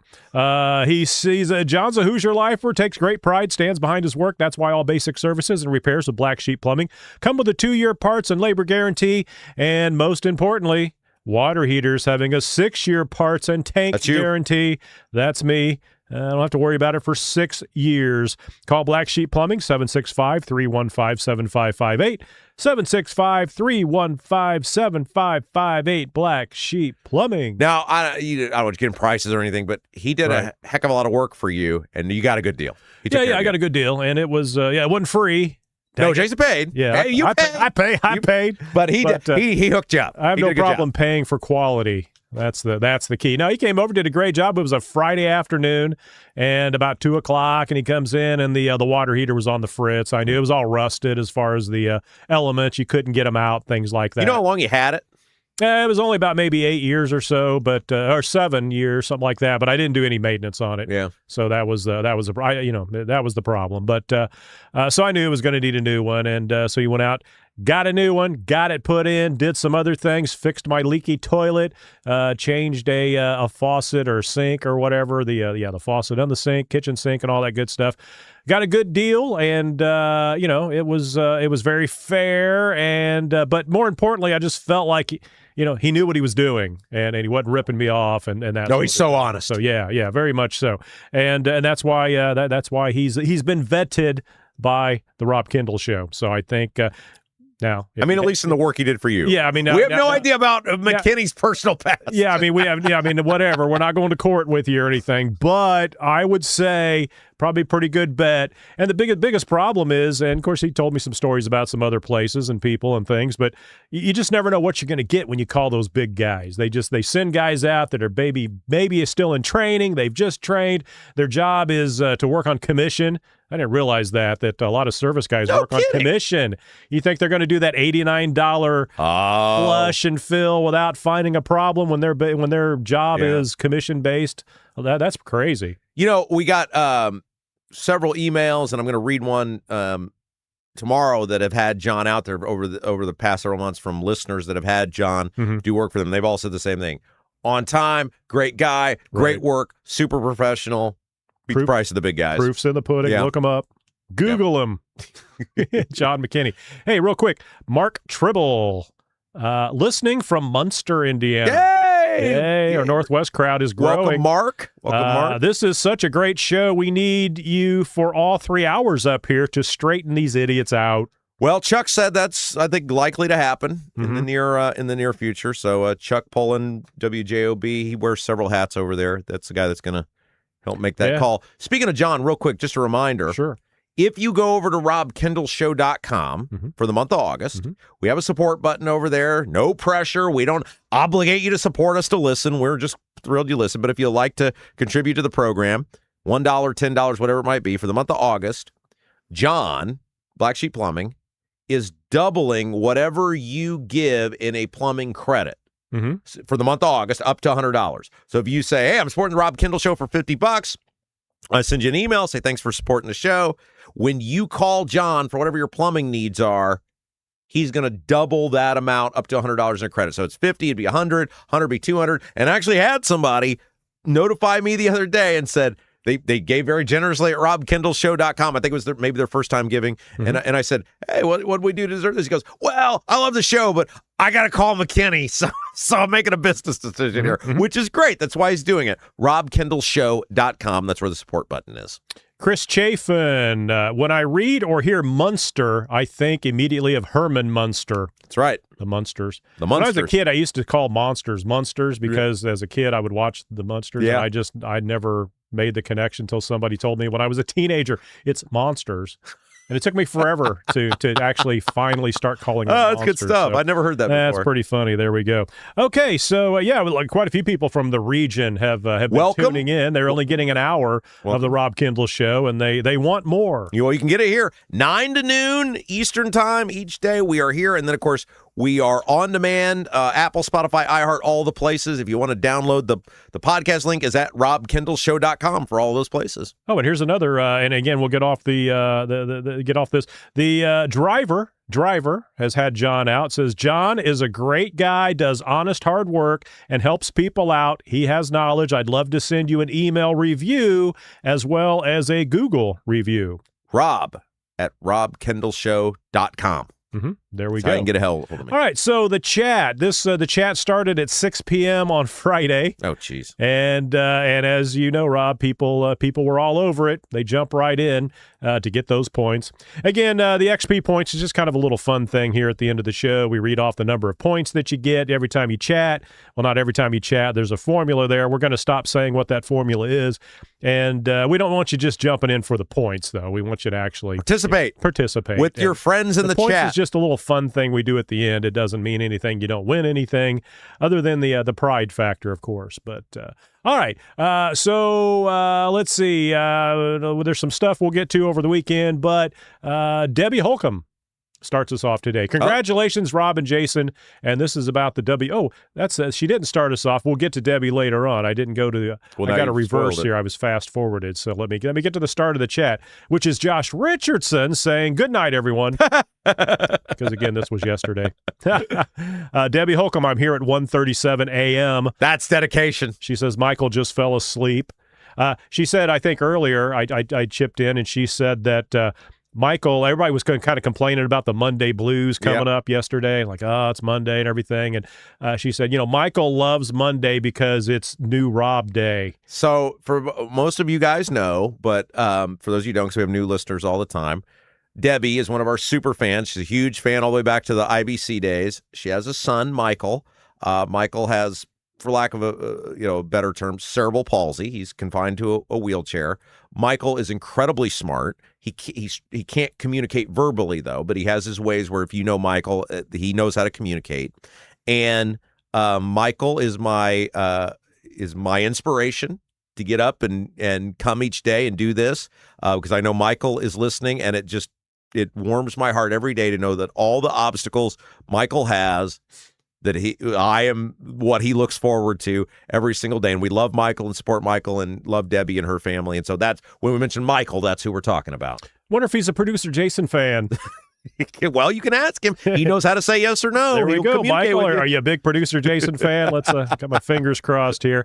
All right, MLM Warriors, today is National Spoil Your Dog Day. How is that a day? Spoil your dog. Don't. If you're a good dog owner, don't you spoil them every day? Here's my question about the days, and maybe that's for the people that keep them chained up outside in the 105-degree temperatures. Speaking of dogs, All American Dog Fence. That's how you can spoil your dog. That way you can let them out whenever you want. You don't have to worry about them. Don't All have to American tie Dog them up Fence. to a tree. Yeah, All American Dog Fence. Who decides what the days are? Like, can I just say it's? I imagine it's the calendar creator people. Yeah, right. I mean, it's just made up. Like when you had the encyclopedias of the old days, they were the ones that decided what was history and what was not. The people that made the dictionary, Webster's and all those people, they decided what the definition was, and that's what we went with because, well, look in the dictionary. Well, there is no laws or anything, so they just made it up. So I imagine who does the calendars? Didn't they used to be? Do they even have physical calendars Hallmark, anymore? Maybe Hallmark is the one that came up with well, I mean, those. it's all virtual calendar now, right? Like look up a date. Or right, but I'm sure phone. these were created years and years and years ago. Yeah, that sounds made up to me. Yeah, okay. Well, I think it's all made up, but but go out and spoil your dog today. All right. MLM Warriors keeping us updated. Rock Laws was first on Friday. Oh, okay. Yeah, I created that thing about 6 o'clock, and before I could even get over there, they were already on there chatting.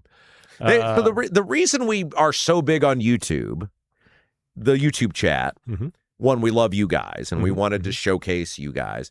But the old place, who else has this kind of interaction? Well, at the old place, they weren't very keen on me interacting with the YouTube chatters, and I was always like, there is a whole community out there that would be great for our show. It'd be great for engagement if we have this community with the YouTube chatters. And when we started this thing, I said, we're going to prove them wrong. Because I think the YouTube chat would be huge, and it has been gangbusters for us since the moment we got going. And boy, it sure seems like some other people have really jumped on that from the other stations. I knew it. I just knew it was going to be a big deal. Well, you guys don't have a trademark on the chat, no, but I knew it. Yeah, I was right. You guys have been awesome. Nobody does it. Does it the way we do. No. We're the best. And Debbie points out that yes, Michael is a producer Jason fan. Yes, I've won Michael over. So. Awesome. I appreciate that, Michael. All right. Let's see. Driver. Okay. MLM Warriors also posted that Rusted Bolt Garage was the first this morning. Okay. So I don't know what time that goes. Some of our main players. Yeah, I think we'll start calling the morning 6 a.m. I think that's where we start the actual morning. All right, driver, I will throw this out to Jason and Rob. Indiana State Fair, what would be the one thing that would be going on to get you out there for the day? Friends, food, concert, rides, animals, tractor pull, etc. What would get you out to the state fair? Whoever's Rob? on the free stage. If it's somebody strong on the free stage, I might go to that. Didn't we go see Nugent, or was that something else? No, that was at Summer Stages. That was at Military Park. Okay. That might have been the last concert I ever went to. So Jason and I, ago. Most of you know this, but Jason was my original boss when I was in high school. And WKLU was the radio station. It's now a Christian station. Taught him everything he knows. It's a classic rock station. And that was at Military Park my senior year of high school, because it was multiple days, I think, that thing went on. And I think B.B. King was out there, too. America was, I mean, it was a huge deal. I don't know why they stopped doing it, but maybe money or whatever. But it was like America was there. Ted Nugent was there. Foreigner was there. Like, it was a huge thing. Now, this has been 23 years ago or whatever. But did you go with me to get the Nugent book signed? Who did I go with? I'm trying to remember. No, that was Paul Wilson. That was the late, great Paul Wilson. Oh, there we go. There we go. Paul Wilson and I went. Paul Wilson was a very famous, not very famous, but I mean, like a known. He was a guy you worked with. Disc jockey who on the radio station, but he was huge in the muscle car community. He was a photographer and all. He was a great dude, and since passed away. But we went and got Ted Nugent had I think a cookbook that he was signing for free at one of the bookstores. We went and got the Nugent book signed, and then because I think KLU had a booth there, and that's what it would have been. And then I went out there with Paul, and then I think you were out there for a while too, and yeah, it was great. That was fun. I've forgotten all about that. That was so much fun. So, what would get you to go out to the state fair concert? Yeah, I would go for the concert. Yeah. I just don't go anymore. I wouldn't go. There's no concerts I want to go to anymore. I've seen them all, and I'm not one of those people that, like, just because I liked a band when I was growing up, I don't particularly like them now. I mean, if I'm traveling, I'm not listening to Boston or Foreigner or whatever. I'm probably listening to Nelly and Tupac, and just somebody made new, made a point about Tupac's Foreigner. Not new, but because Mick Jones, there were the two main guys in Foreigner were Lou Gramm and Mick Jones. Lou Gramm was the singer. Mick Jones was the guy who wrote most of the songs. Mick Jones is now Lou Gramm's had a tumultuous relationship with Foreigner. He's left, come back, whatever. Mick Jones is in pretty serious health. He's not even part of the band anymore. Other than Lou Gramm, who only comes out for like 3 or 4 songs, there are no original members of Foreigner. It's usually a bunch of 21-year-old dudes, hired musicians, and then you got the 170-year-old keyboard player, and we're still Journey. Right. I mean, it's like Mick Jones and Lou Gramm were Foreigner. By all intents and purposes, they're not in it anymore. What are we doing here? I said the same thing about Journey, though, with without Steve Perry. There's no, it doesn't matter. You can have Neil Sean, but it doesn't Neil matter. Sean is still in the band. All right. Well, before we lose all of our... I think people enjoy that. Yeah, I don't think so. The big one is Styx, though, with Dennis DeYoung. That is not Styx without Dennis DeYoung. Those people, that's fraud. Okay. John Rust, just checking in. Mail went out last week. Everyone should start receiving their directions today. Oh, he's physically mailing them out. He physically mailed out all the, because the GPS does not work, he says, to his house. So don't trust the GPS just for the address. So he sent a map, a detailed map, how to get to his place. I had somebody tell me they're going just because they want to see how awesome Russ' house is. A lot of people there. I wonder if they got traffic control. You got a parking lot? Well, I'm sure on the farm he's probably got plenty of parking. It's just you want to get there. Hey, you got to move those chickens, John. I got to park. Yeah, there's chickens in the road. All right, MLM Warriors at Shrog Sandwich. I just sent an email to Todd Young. She responded, awesome. I've called his poor secretary every day for a month. He has a physical secretary. That's awesome. I even told the lad, just so you know, buddy, I'm not yelling at you. I pray for you, actually. He probably appreciates those prayers. MLM Warriors, I subscribed to Honeysuckle Hill Bistro and watched Greg Ballard make baked potatoes. Okay, so the bistro, let me explain this. Jody and Andy, who run the bistro, they have a podcast that they do, and they have a video channel on YouTube, and they make videos with known either politicians or media people. Like every week they do a different video, and they have done, you go watch this, it's fabulous. They allow you. I did it with them earlier this spring.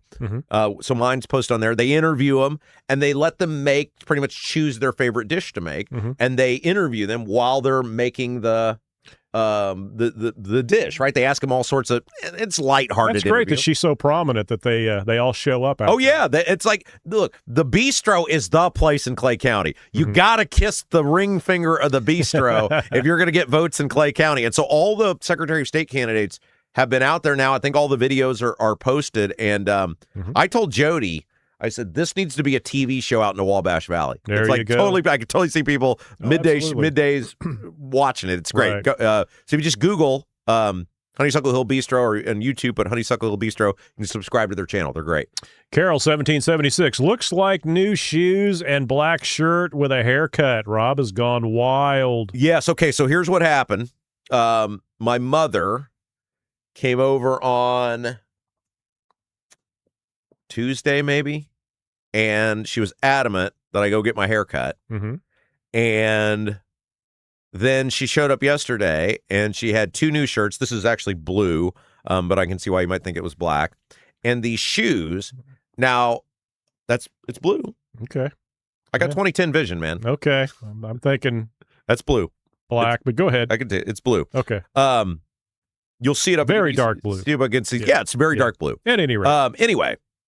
Anyway, and the shoes. Now I have a problem with shoes because I have a very, very wide foot.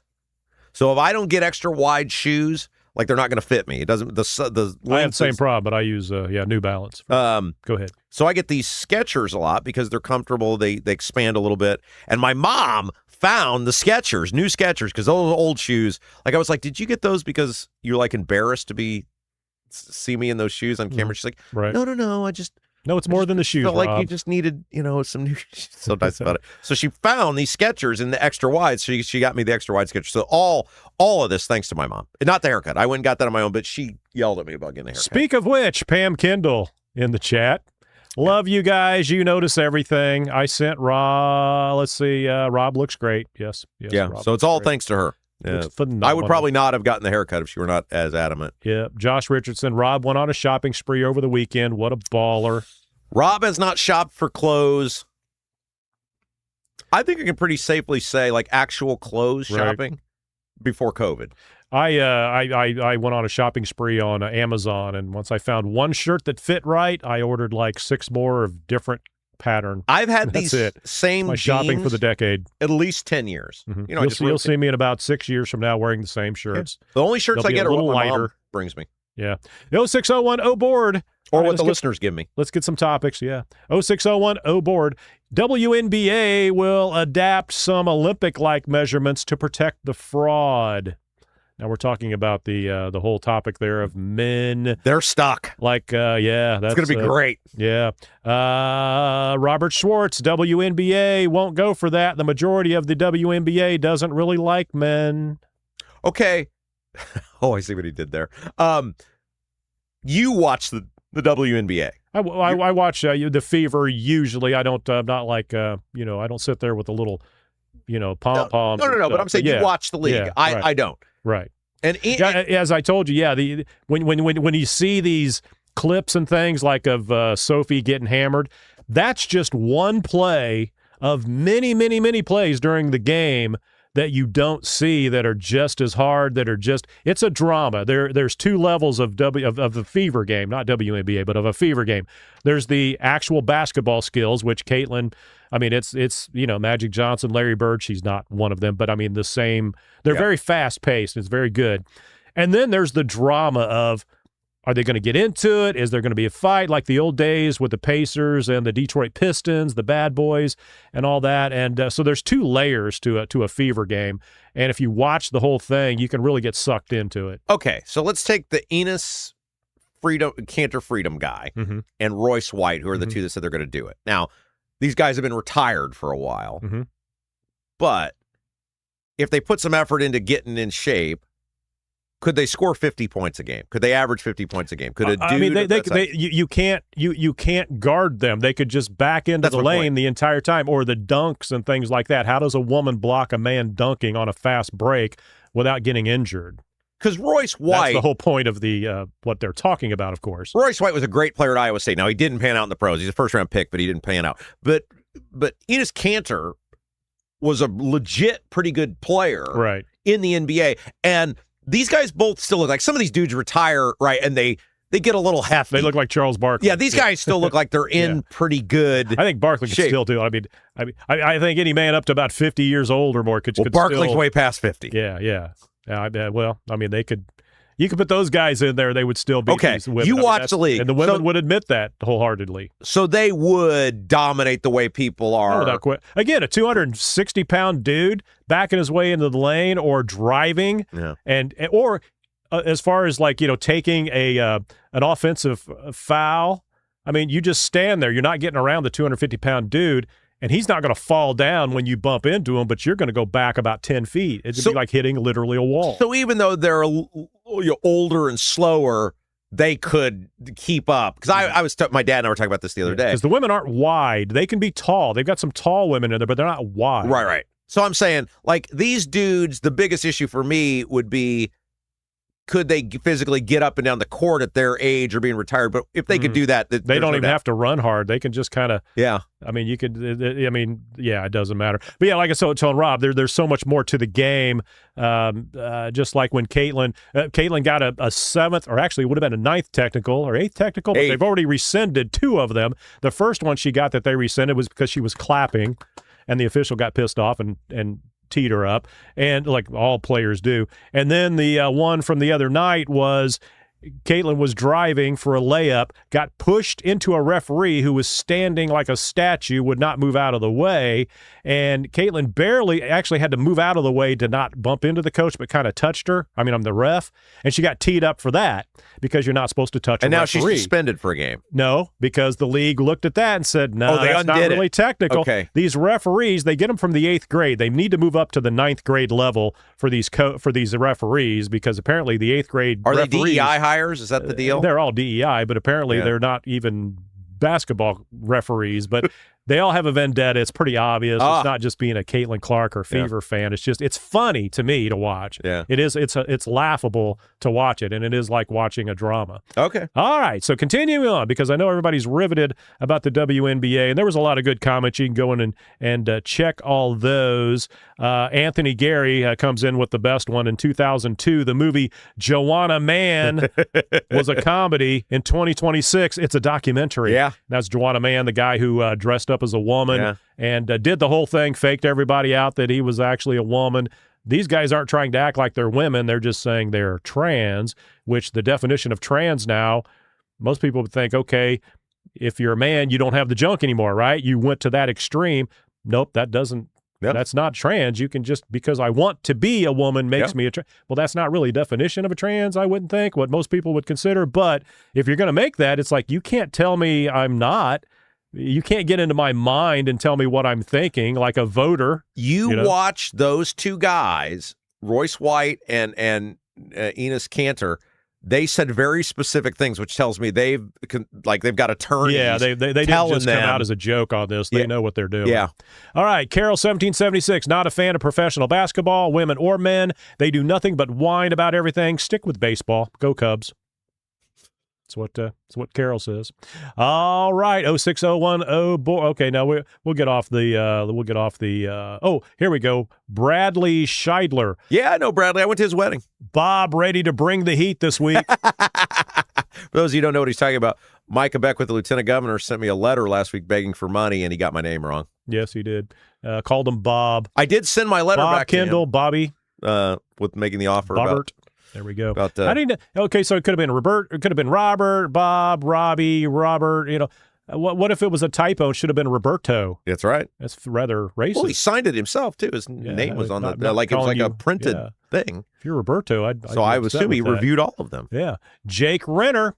Okay, now this is about the WJOB expansion, the fact that we're being heard on the radio right now up in Hammond, Indiana. The 11 Eastern hour, 10 their time. Yeah. First hour of the Rob Kendall Show plays now on WJOB, 1230, 104.7 in the region. All those Hammond Bears fans up there. Jake Renner, congratulations. Chris Chafin, congratulations. Rob and Jason. Jenny Green, congratulations. The 06010 board. Bob needs to pass his background check at WIBC.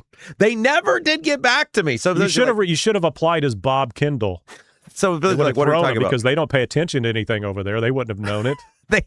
They posted my old job on their Urban One website several weeks ago. Still waiting. It was months ago now. They're still auditioning for. And I submitted a legitimate application saying, "Look, submit one. Clearly, things aren't going well for you guys since I left, and I'm gonna." Why would you want to step down though? Well, I just wanted to submit a serious application. I wanted to see how I go through the job interview process, right. and I never heard back. So, all right, well, it probably won't be a station very long. WLC, the MLM Warriors, congratulations on WJOB.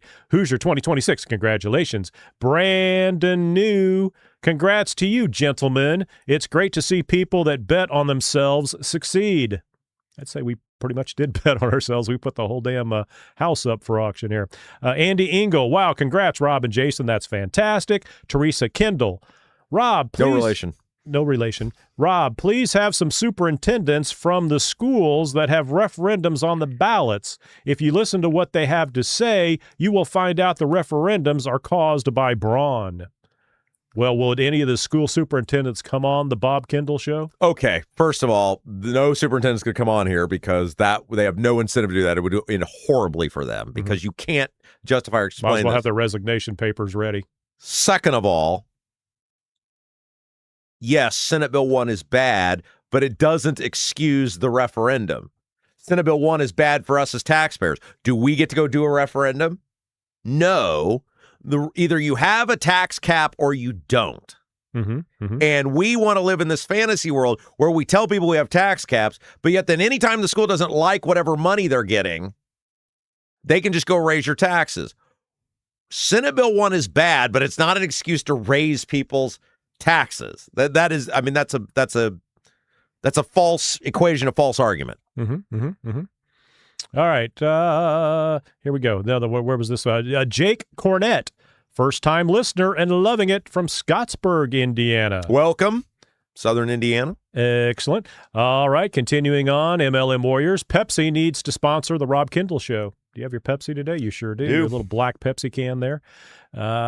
Witty Reviews. How much for an Indie Reporter sponsorship?